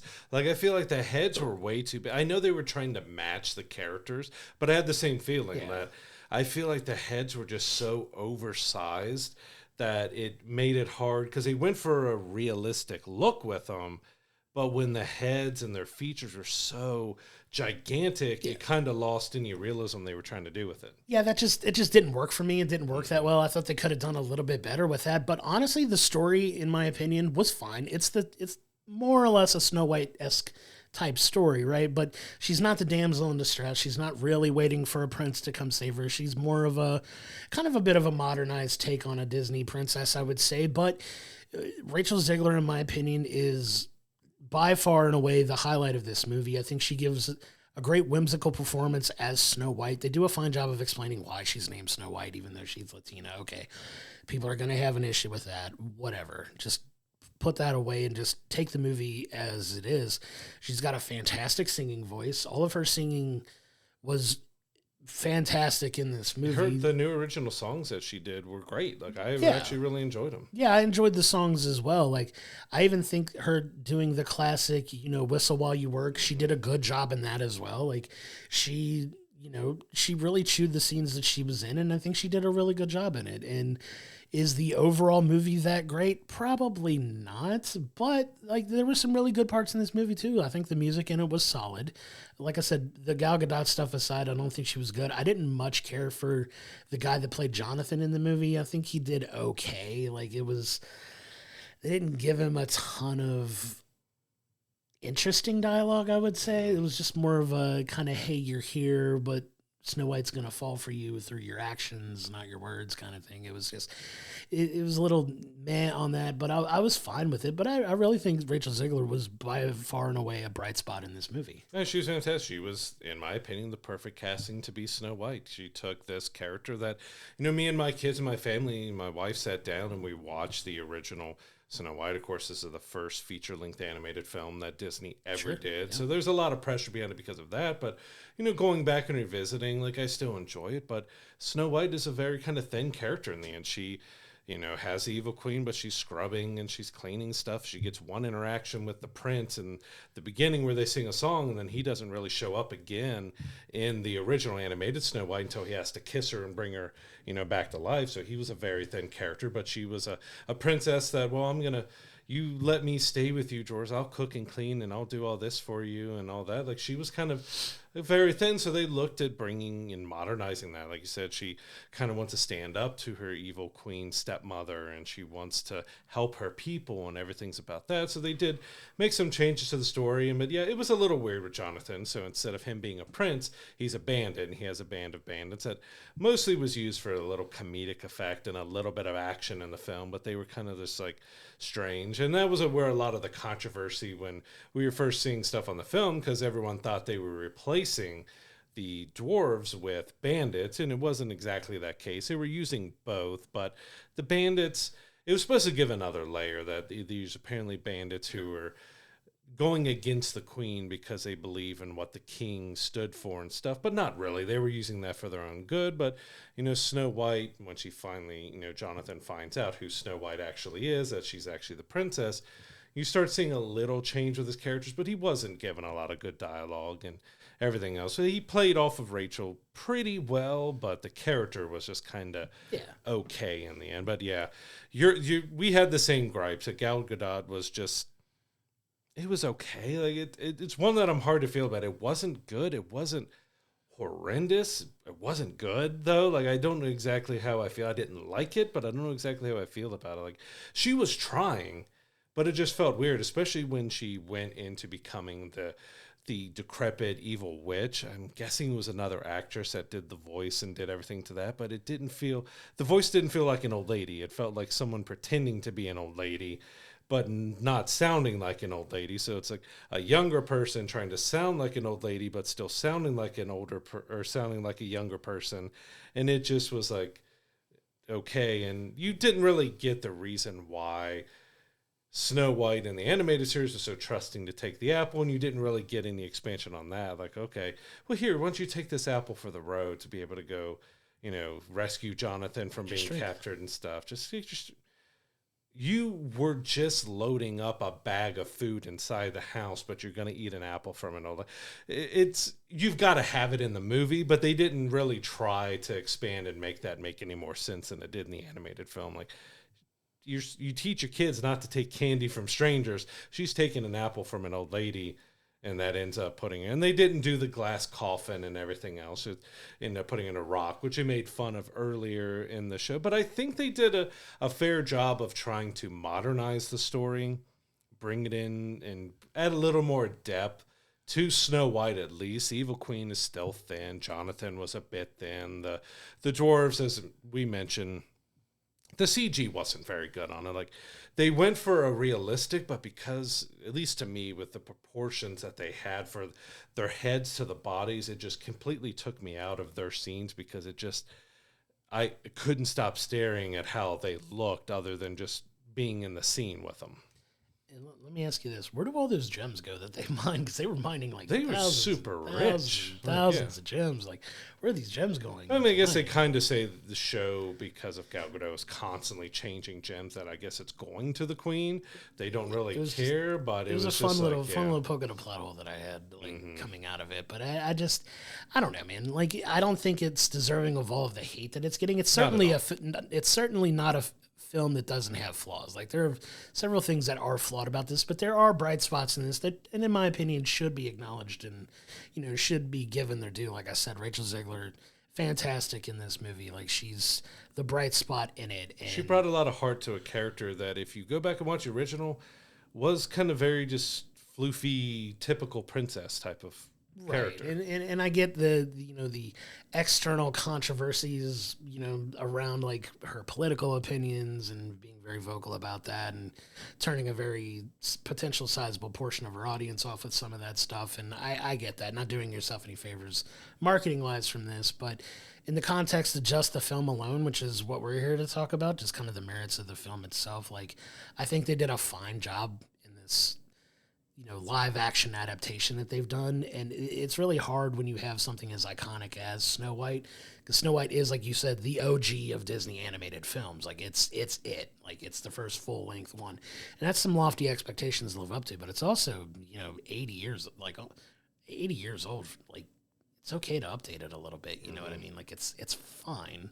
Like you're not like completely just ripping apart the original here. You're kind of taking it and doing your own thing with it, which is fine. Like it pays enough respect to the original. A fair amount of the source stuff is there. You get a lot of the classic songs, you get some new songs, you get some, a little bit of mix there that I think they do a fine enough job with it. The story's fine. It's,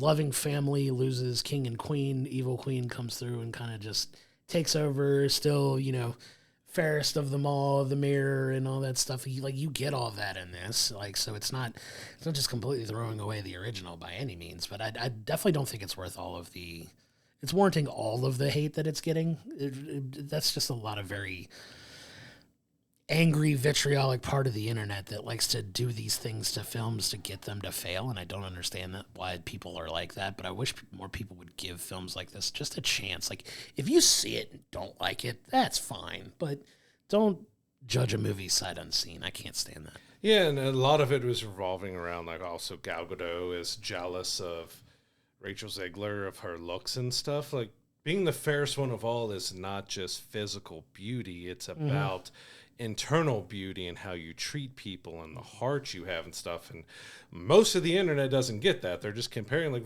again, Rachel Zegler is a beautiful young woman. There's no hate that she needs to get. Gal Gadot is a very beautiful woman. You don't have to compare that. Well, that's all they're comparing is that. Snow White is not just about physical beauty. They're two different women, especially age and everything They very clearly talk about it in the movie. And they very clearly talk about in the movie, it's not just about physical beauty. It's about your internal beauty and how you treat people and the heart and the generosity and everything else. And a lot of people on the internet could learn a lot from that and not be such judgmental fools that go on about it. Like, this isn't a perfect film. It has its problems, but it didn't deserve all the hate, especially when most of the hate is just ridiculous, dumb stuff that people come up with in the internet. And I could ramble on about that forever, but it's just not warranted. So in the end, Snow White wasn't the disaster that the internet and everyone led you to believe it. It has its problems, it has its issues, but Rachel Zegler is fantastic as Snow White. She can sing amazingly. She fit the character so well. The dwarves and Gal Gadot were kind of a little bit more of the low point. The story was okay. It's better than kind of what the original was, very thin on just giving us a princess, like your typical damsel in distress woman who's waiting on a man to save her. They modernize and update that. Some people have issues with that, but I didn't have any problem of them trying to give a little more depth to this character. So in the end, and based on my kids' enjoyment as well, I have two daughters who really enjoyed the film. I'm going to give it a 7. Said it still does have some issues, but it is not a disaster that we were led to believe beforehand. And the original songs were great. Like, not all of them worked, especially Gal Gadot's song, but most of the original songs really worked. Yeah, I agree with that. I was leaning around a 6.5 for my grading as well, because you do have to kind of knock it on, like we've talked about, the stiffness of Gal Gadot's performance. Wasn't the biggest fan of Jonathan as well. Like he's fine with what they give him, but he could be a little better. The off-putting aesthetic of the dwarves, I think, really kind of knocks that for me. But I think the storyline is fine. I think the music is good in it. Like you said, with the exception of the Gal Gadot song, like the music on it is pretty solid in a modern telling. The classic songs work. They have the same charm as they did in the films, and for that reason, I'll give it a 6.5. But like I agree, it's not worth all of the negative, like super over the top negative stuff that the internet's having you to believe. For the love of God, we'll say this until the end of time. we have our opinions on this too. It may not match what your opinion is. Go see the film yourself and draw your own conclusions in it. Try to go into these movies with an open mind because you may wind up getting a ton of enjoyment out of. Stop trying to listen to what people tell you about a movie before you go see it. Go see the film. Yep. Like, go see it and form your own opinions because you could be robbing yourself of something you really might wind up enjoying because you heard somebody say something terrible about it on the internet. Like, I for the love of me, I can't understand why that's so hard for people to just kind of disassociate from that. I don't know. Maybe I'm just wired differently than most people, but I can put all of that noise aside and go into a movie and take it as if it's not good. Trust me, we have no problem talking about how bad a film is. Go back and see our Flight Risk review. Yeah, go see Flight Risk. Go see her talk about Madam Web. That is an objectively bad film. Like, this is not an objectively bad film. It's not a great film. We're not saying it's the greatest thing you're going to see all year, but it's not going to be the worst film you see all year either. Like, it's not gonna hit that low of a mark either. Like, it's got its issues, it's got its flaws, and there are plenty of those. But there are enough bright spots that I think is warranted a watch. So go check it out. Snow White is in theaters right now. Give it a watch. Give it a check. If you don't want to go see it in theaters, fine. We're not going to change your mind on it. Go check it out when it comes out on Disney Plus. But it's definitely worth a watch, and I'd like to hear your opinion on it when you see it because I really do think the highlights of the film outshine the negatives in it in a lot of cases. So go check it out. Come to our socials. Tell us you think you're crazy. If you've seen the movie and you think completely different from us, let us know what you liked about it. Let us know what you didn't like about it. Let's have a conversation about it. We'd love to talk to you about it. Yeah, say 99% of the vitriol and the hate that you see around this movie are from people who have not watched it. And who refuse to watch it, but will continue with their opinion that it's horrendous without ever watching more than the trailers, which weren't great. The trailers didn't do the film much justice either, but they're spreading their hate just because they want to spread hate. Like, we need to do better, internet. Like, we're not saying it's a perfect film, but we got to stop this hate and vitriol and just ragging and destroying stuff before it's ever given a chance. Yeah, I mean, you could be robbing yourself of a movie you wind up putting in one of your favorites of the year. You never know, and it's sad that it's like that. And I want to kind of put a button on it there, and move into our TV review of the week, which is Daredevil. We'll just go ahead and jump into Daredevil now. We're at episode 4 now of this, of this opening season of Born Again, and I gotta say, like, we were left in a pretty shocking place at the end of episode 3 here with. You get the shocking death of White Tiger. You get, like, what's going to be the fallout of that, right? So you get what is a really intriguing episode that's got some layers to it. Like, there's a little bit of a lot. I wouldn't say a little bit, but there's a lot of things kind of going on, a lot of things jumbling in the air right now because you've got Matt with his, still with his existential crisis of not wanting to be Daredevil, but coming more to the realization that he may need to pick up that mantle again. And, based on some of the conversations he has in this episode, I think he's getting to a better place where he's more accepting of that. But you get a lot of questions answered and a lot of questions raised in this episode, particularly one, and I want to jump into it right away, is the inclusion of a potential another big bad villain that has been introduced and has been kind of teased out a little bit before this episode, but you get a lot more of them in this episode in the 2 scenes that they're in, and that's the villain Muse, who, if you're a fan of the Daredevil comics, it's a more modern villain that you may not be as familiar with, but a very, very potential troubling one that is going to cause a lot of problems, I think, for Daredevil moving forward. Yeah, this was a big kind of setup episode. So this is kind of, we're at episode 4 of 9. So we're getting to things that need to be set up to see where we're going towards the end of the season and beyond. So this set up a lot of stuff. As you mentioned, we got to see a couple scenes of Muse. So it seems like, well, we got 2 episodes coming up next week. Maybe those are revolving around Muse now that we've kind of got everything resolved with White Tiger. Of course, we met White Tiger's niece, and we get, if you know anything about the comics, they're kind of setting up something potential there. We just don't know with her age exactly where they're going to go with it and stuff, unless it's a young Avengers or young Defenders or something like Young Champions group or something like that. But yeah, we got a lot of setup, and we've even got more that we're seeing kind of a turn and some darkness heading with Wilson and Vanessa, and seeing where their relationship is still kind of souring and they're not kind of coming very well with their therapy. That stuff is still kind of going in a bad way because we learned that Vanessa had an affair. And that, of course, Wilson had left. She thought he was never coming back, and she found an artist that kind of tickled her fancy and ended up having an affair. And they talk about that in a way that is a fan of Kingpin and the show. Anything he's saying is not the truth. He's like, oh, I just had a conversation with him. That was it. We find out later in the episode exactly what happened. And again, if you haven't watched any of our reviews here for Daredevil Born Again, we are going heavy spoilers with it. We're talking about everything. So you do get, at least with that aspect towards the end, we do see that Wilson has the guy locked up in a cell and he's just casually eating dinner in front of the guy with the guy screaming. It's like, yeah, you don't mess with someone a Kingpin, especially Vanessa, but it's setting up something very interesting and very dark potentially going forward, where I think we're going to have something happen that really triggers the full dark Kingpin to come out. Well, you're already starting to see cracks in it, because in this episode, he's trying to get a bunch of stuff pushed forward with his agenda as mayor, including setting up a meeting with this, new wave recycling group of people that you hear about. And, he's trying to get all this done, and he's trying to be a little secretive about it, maybe not as public about a lot of stuff. Doesn't like to go by the book. But his close confidant, Daniel, who's, been kind of trying to finagle his way up the ranks in Fisk's, entourage as well here, in a drunken manner at a bar, kind of leaks that information to BB Yerk, who he is friends with. And that's a good person to leak personal matter to. Right, who obviously does what she does and goes and publishes,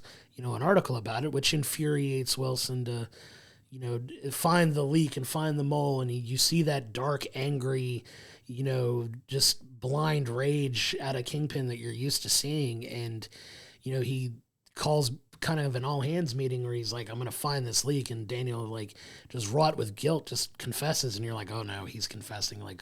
We've seen what happens to people that cross Kingpin. They cross him once and that's it. There's no forgiveness. There's almost certain death that comes with that. And you see kind of a little bit of a growth from Wilson here, where he kind of confesses these things, but Wilson forgives him. But he doesn't want him to forget it either. He's like, you get your one chance here. But if you do it again, it'll be the last thing you ever do. He's like, I normally don't forgive people. You could tell he wanted to snap his neck in that moment, but there was too many people around. Mm-hmm. He's like, what, I'll let it slide this time, but don't ever do it again. Right. And you see a little bit of, because I think he sees some potential in Daniel as well, because Daniel's one of those that is legitimately been on his side, kind of telling him what he wants to hear, while also kind of advocating to bypass some normal things that you would do to kind of get your agenda moving. But you see kind of that close relationship that he's forming with Daniel, that he was a little more forgiving. He was still hurt, but he let him live, which is, I guess you can call it growth from a villain if you want to. But you definitely see that blind rage coming out of Wilson there, that doesn't care, what I want has to happen right now kind of thing. And you see that starting to creep back in too. But you also have, in this episode, Matt, like I said, going through, processing what happened to Hector and kind of dealing with, still not properly dealing, I think, with the loss of Foggy. You kind of see him not willing to talk about it and stuff. And he eventually finds the shell casing of the bullet that kills Hector. And lo and behold, it's got a logo on it that we've been talking about since the show began. So that leads him to go and hunt down, and we finally find where Frank Castle has been this entire time. So we get Jon Bernthal's first appearance in the show as Frank Castle, and they have, in what my opinion is personally for me the highlight of the season so far, is the interaction between Jon and Matt, or between Frank and Matt, and just the dialogue and the conversation that they have is really, really incredibly powerful stuff. Yeah, a lot of emotion being let free because, Frank is calling Matt out for hey, you're not doing anything about, say his name, say Foggy. Why won't you say his name? What did you do to stop? After Foggy happened, Bullseye's just sitting there eating and breathing in prison and you've done nothing about it. And don't compare us. like we're getting stuff done the same way. Like, you're not like me. Like, you just say his name, like screaming about. I love how Jon Bernthal calls him Red, and the way he calls him Red, because come on, Red, and like just the way he says it is like, oh, he's just digging those punches in by calling him Red and how he talks to him. But there's a lot of emotion back and forth. You know, Matt ends up striking Frank, but he pulls away and he's like trying to calm himself, like, I'm not doing it. But Frank just, he doesn't pull any punches with his emotion, so he's calling him out full out, like, you haven't dealt with Foggy's death. Like, what have you been doing to yourself? Why are you doing and being the way you are? Why aren't you out there trying to stop everything that's happening? Like, you know, I'm here because this is where I need to be right now, and other stuff, and like laying it all out on the line. But it was just a great back and forth between them both. Just attack here, well, I'm going to attack you with this, or I'm going to attack you with this, and they just had a great dynamic back and forth. Like, give me just Punisher and Daredevil together all the time, because they were just so fantastic together. This is my favorite line in the entire season so far, and it's, you know, it's right before it's right as Matt strikes him, and you see Matt, like, you know, he cares about Frank, and he respects Frank, but he doesn't agree with his methods, obviously, and that was kind of the crux of their conflict in the Netflix show as well. But you have him, like, you see him provoking Matt and like getting that emotion out of him and getting him to the point where you know he's trying to get to, and Matt strikes him, and you see Matt just immediately kind of recoil, like, crap, man, I'm coming to you advice, and I struck you, I'm sorry, like, I didn't mean to. And you know, Frank looks at him and goes, why are you apologizing? That's the most honest you've been here since you've been. It's the most honest you've been with me since we've been here. And I love that line, because he's like, now you're really, like, you're getting that, you're finally getting through some of these stages of grief that you've kind of blocked yourself from going through. Like, it's okay to be angry about the fact that your friend is dead. Like, it's okay to want vengeance for, you know, somebody murdering your friend in cold blood. He's like, okay, like,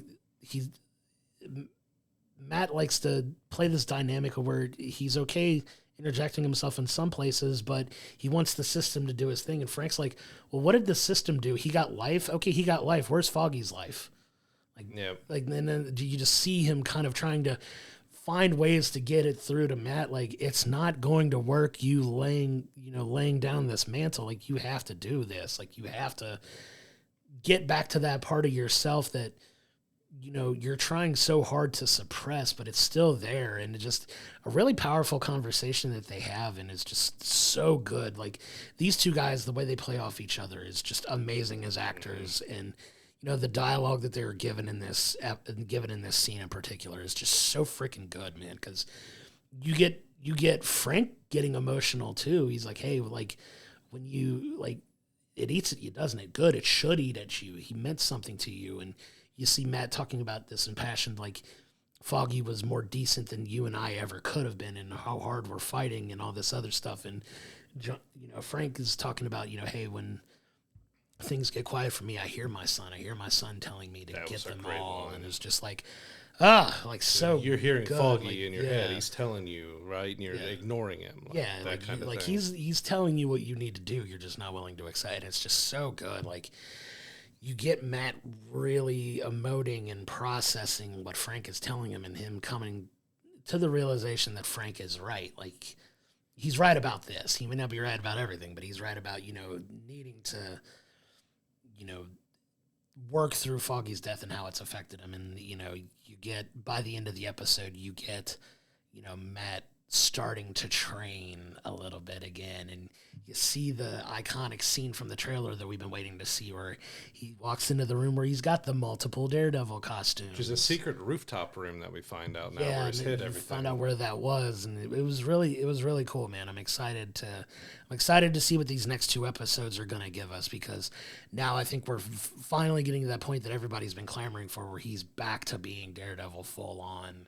like, in this, and he's going to, you know, he's gonna do something crazy here. Like, I think it's finally gonna happen, but he's getting back into the fold of Daredevil now, and just realizing that, hey, if I'm still fighting for the right things, it's okay for me to gonna come back and do this. Like, I think he's still gotta get there, but he's as close as he's been since this season has started.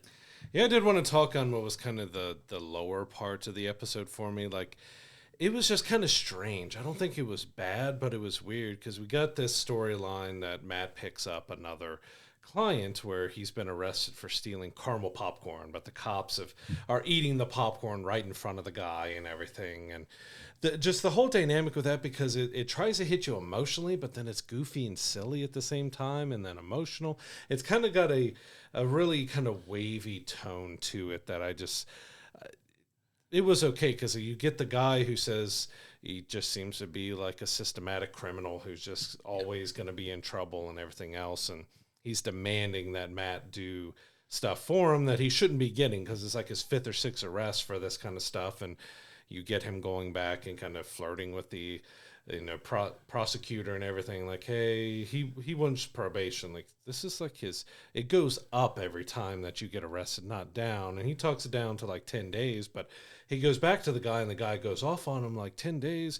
And you get the heart of it there, where he's talking just about how he's lost everything and the struggles he's had and how the system treats him. And I get where they were trying to go with it, just to show how some people just are failed by the system and they're gone by the wayside, but I don't think it was executed the best way, because you also threw in some weird that he referenced scrolls in a funny way. Like, it wasn't me as a scroll. Like, it was the tone that kind of threw me off, because it went that silly mentioning the scrolls and then went back, and that you're mentioning that it's the Latveria Heritage Month is going on, but a lot of people heard it as Latveria instead of Latvia, which I think I just said it wrong too, because Latveria, goes to Doctor Doom, while Latvia is an actual country, and they're dealing with that, because that also kind of went over into Wilson Fisk stuff, because he goes and hears kids perform "We Built This City on Rock and Roll," and they want to perform it again perform another song. Oh no,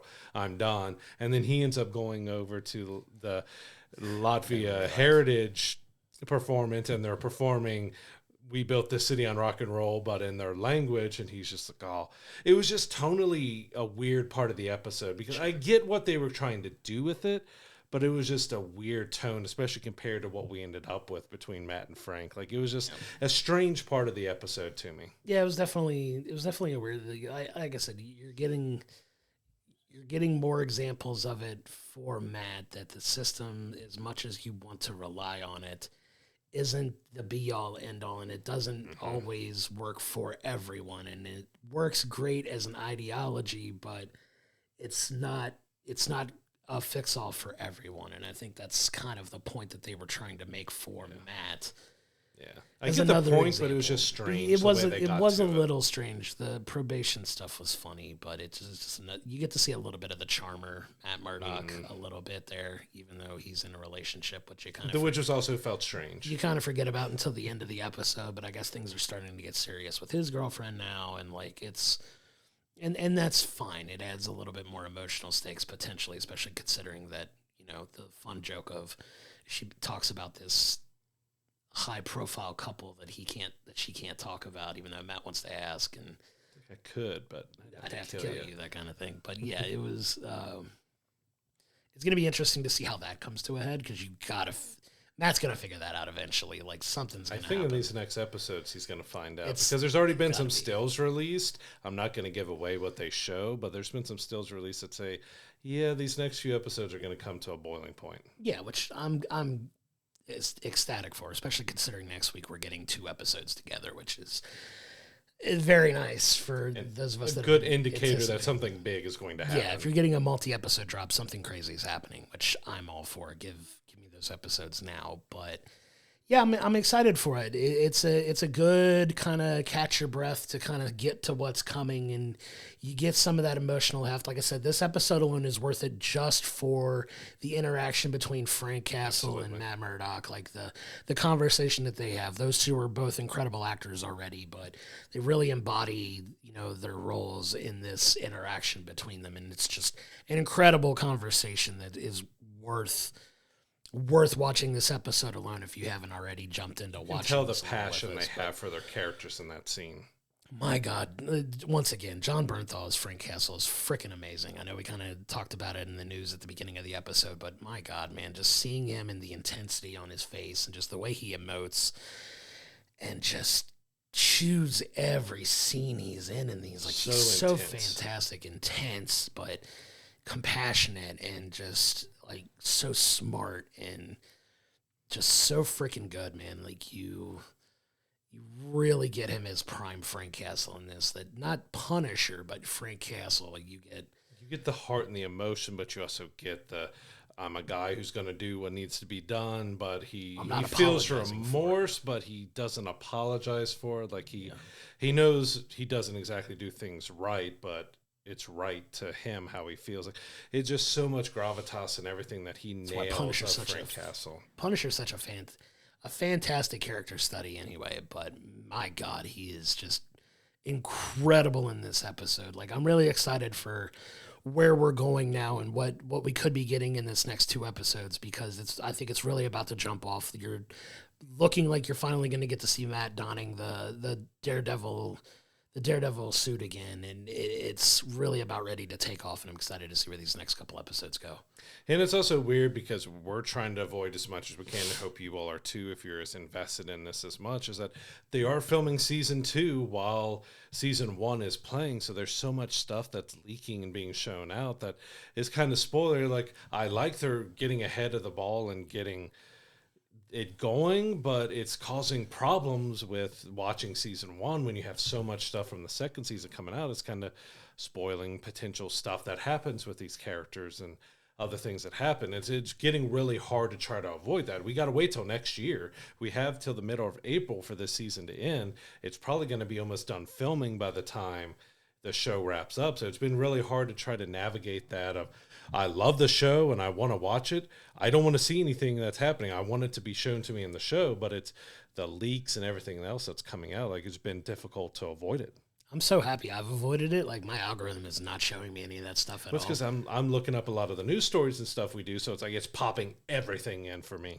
I do too, but it's not showing me that stuff. Yeah. Or it's showing like potential season 2 spoiler, and I just scroll past it, man. I don't even look. Because I'm getting from main media outlets, not just like Scoopers or anything else. Like main media outlets showing spoilers. Even the main Daredevil account is sharing some stuff that's potentially spoiling for this season.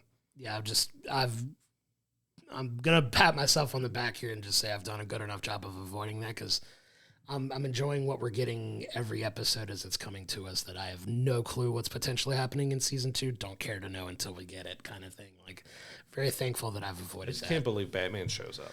And that's fine. And if he does, I'll be ecstatic for it.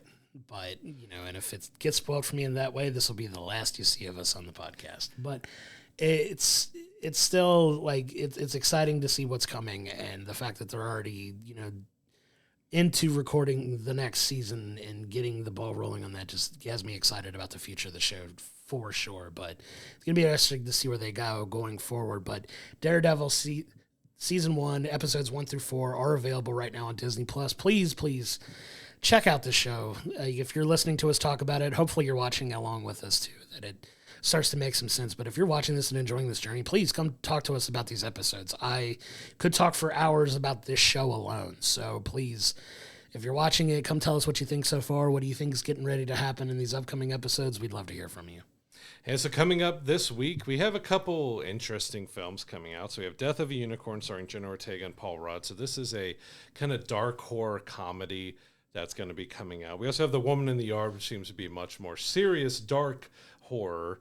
And then we have A Working Man. So this is a Jason Statham action film. It's kind of it feels like it's a follow-up to The Beekeeper. It's not related to The Beekeeper, but it's kind of the same thing. He plays a construction worker that has a military background, and when the daughter of the people, of the owners of the business, gets kidnapped, he goes into, mode to go track her down and save her because he's got such a connection to the family and stuff.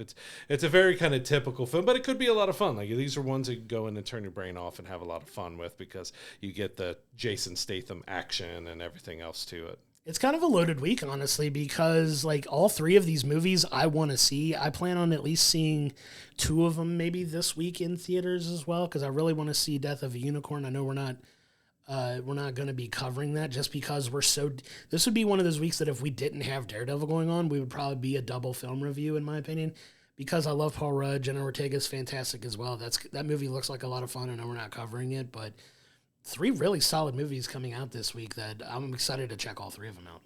And then on demand, we have Mickey 17 is already dropping on demand on March 25th. So this is what we've been talking about with studios just not giving enough time. It's another 18-day window of when it became out in theaters to it coming on demand. They're already talking it's going to be a $70 to $100 million loss because it was kind of an expensive film to do. Go back on our archives to see what we thought about it, but we did really enjoy it. We had a lot of fun with it. It had its quirks and issues. It's a very sci-fi film that you have to be into, that very quirky, over-the-top kind of. Yeah, just use quirky a lot with, but it is a very quirky film. But it's just kind of crazy to see something that had a big budget. It's Robert Pattinson. It has a lot of star power from, directors won an Oscar and everything else, to having only an 18-day window in theaters. We'll bang the freaking drum until the end of time. Go see these films in the theater so we can get more stories like this. Like this is one that should have been worth people's time, but it's just another one that, just people aren't going and seeing in theaters. Like, if you want these types of movies to get made and keep getting made, you don't want to see Shrek 17, go see a movie like this. So studios will be more invested in, making stories like this that are different than everything else that you've seen before. Like, for the love of God, go see it.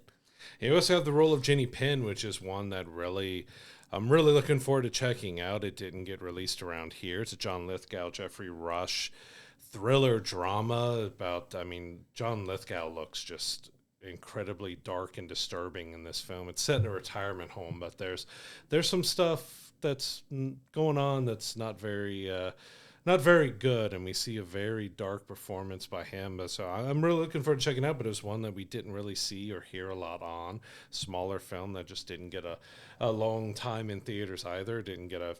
It may have got a bigger release, but we didn't get it in our area. But I'm really looking forward to checking it out because I think I sent you the trailer on it, and I'm like, all right, this. I also made the joke like Dumbledore's looking really just messed up here, but it was that trailer came out like the same day that he officially said that he's going to be Dumbledore. So I'm like, oh yeah, Dumbledore's really disturbed. Yeah, it's the exact joke I was going to make because. That's the next big role that he's getting ready to take. But that film looks pretty cool and pretty intriguing. I want to go check that one out for sure.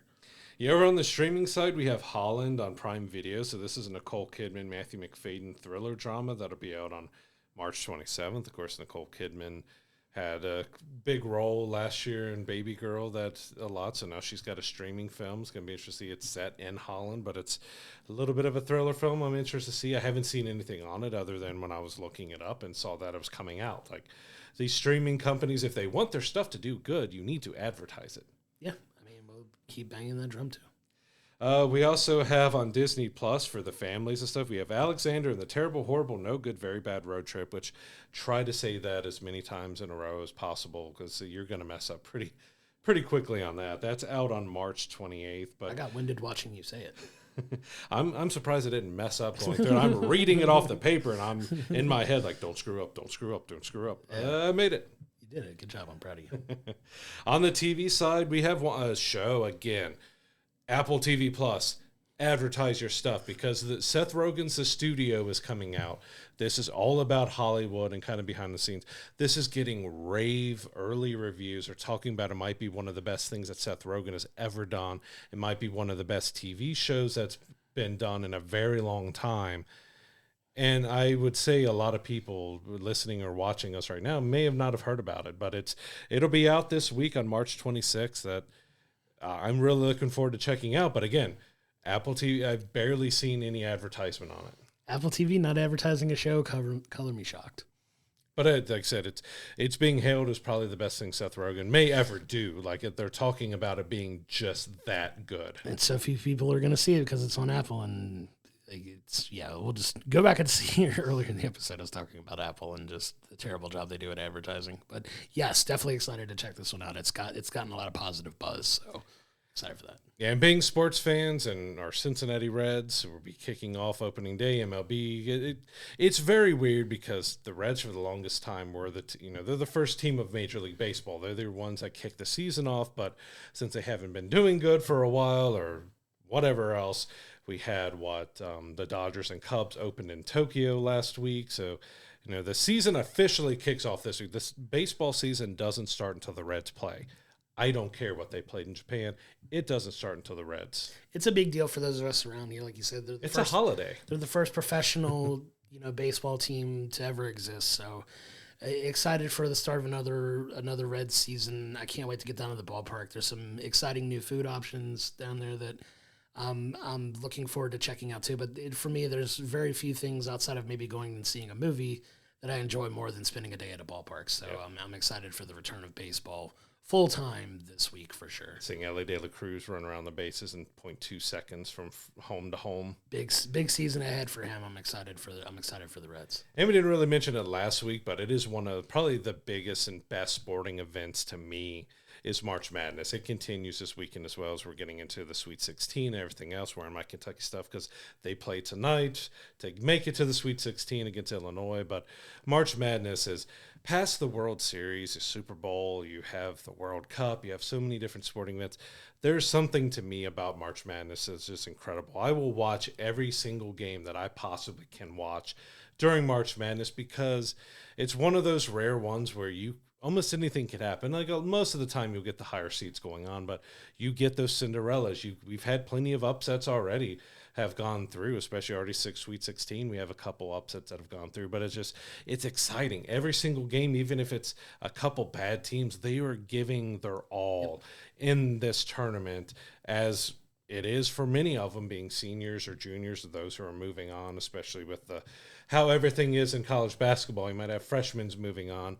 They know that this could be the last time they ever play, and they give their all, and there's just spectacular sports entertainment that happens in March Madness. A lot of drama, a ton of fun. It's always one of the best couple weekends of the calendar year if you're a sports fan. It's just the tournament is something special. If you're not even, so many people I know are in just like office pools and doing things like that.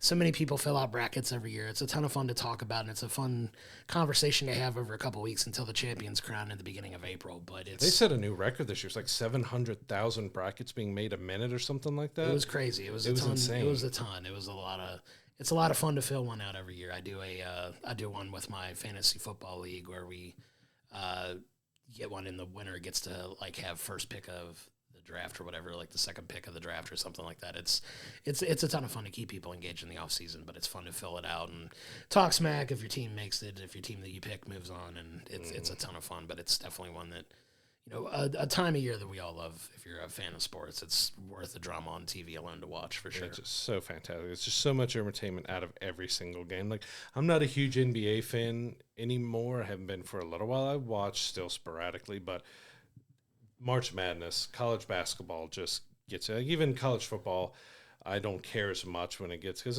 they keep trying to and messing with how they're doing their playoffs and everything else, but just the best kind of laid out tournament to end of the year. Like, you can't do better than March Madness. Yeah, I love it so much. It's one that we're going to enjoy for the next couple weeks for sure until you get to the end of the year. But that's going to do it for this week's episode. Once again, we can't thank you enough for your continued support. Come to our social medias. Tell us about what you're watching. We'd love to have those conversations with you. Coming up next week, we are going to be reviewing the Jason Statham film, The Working Man, as well as episodes 5 and 6 of Daredevil Born Again. Excited to check those out as well. Until then, I'm Josh. He's Brad, and we'll see you next week.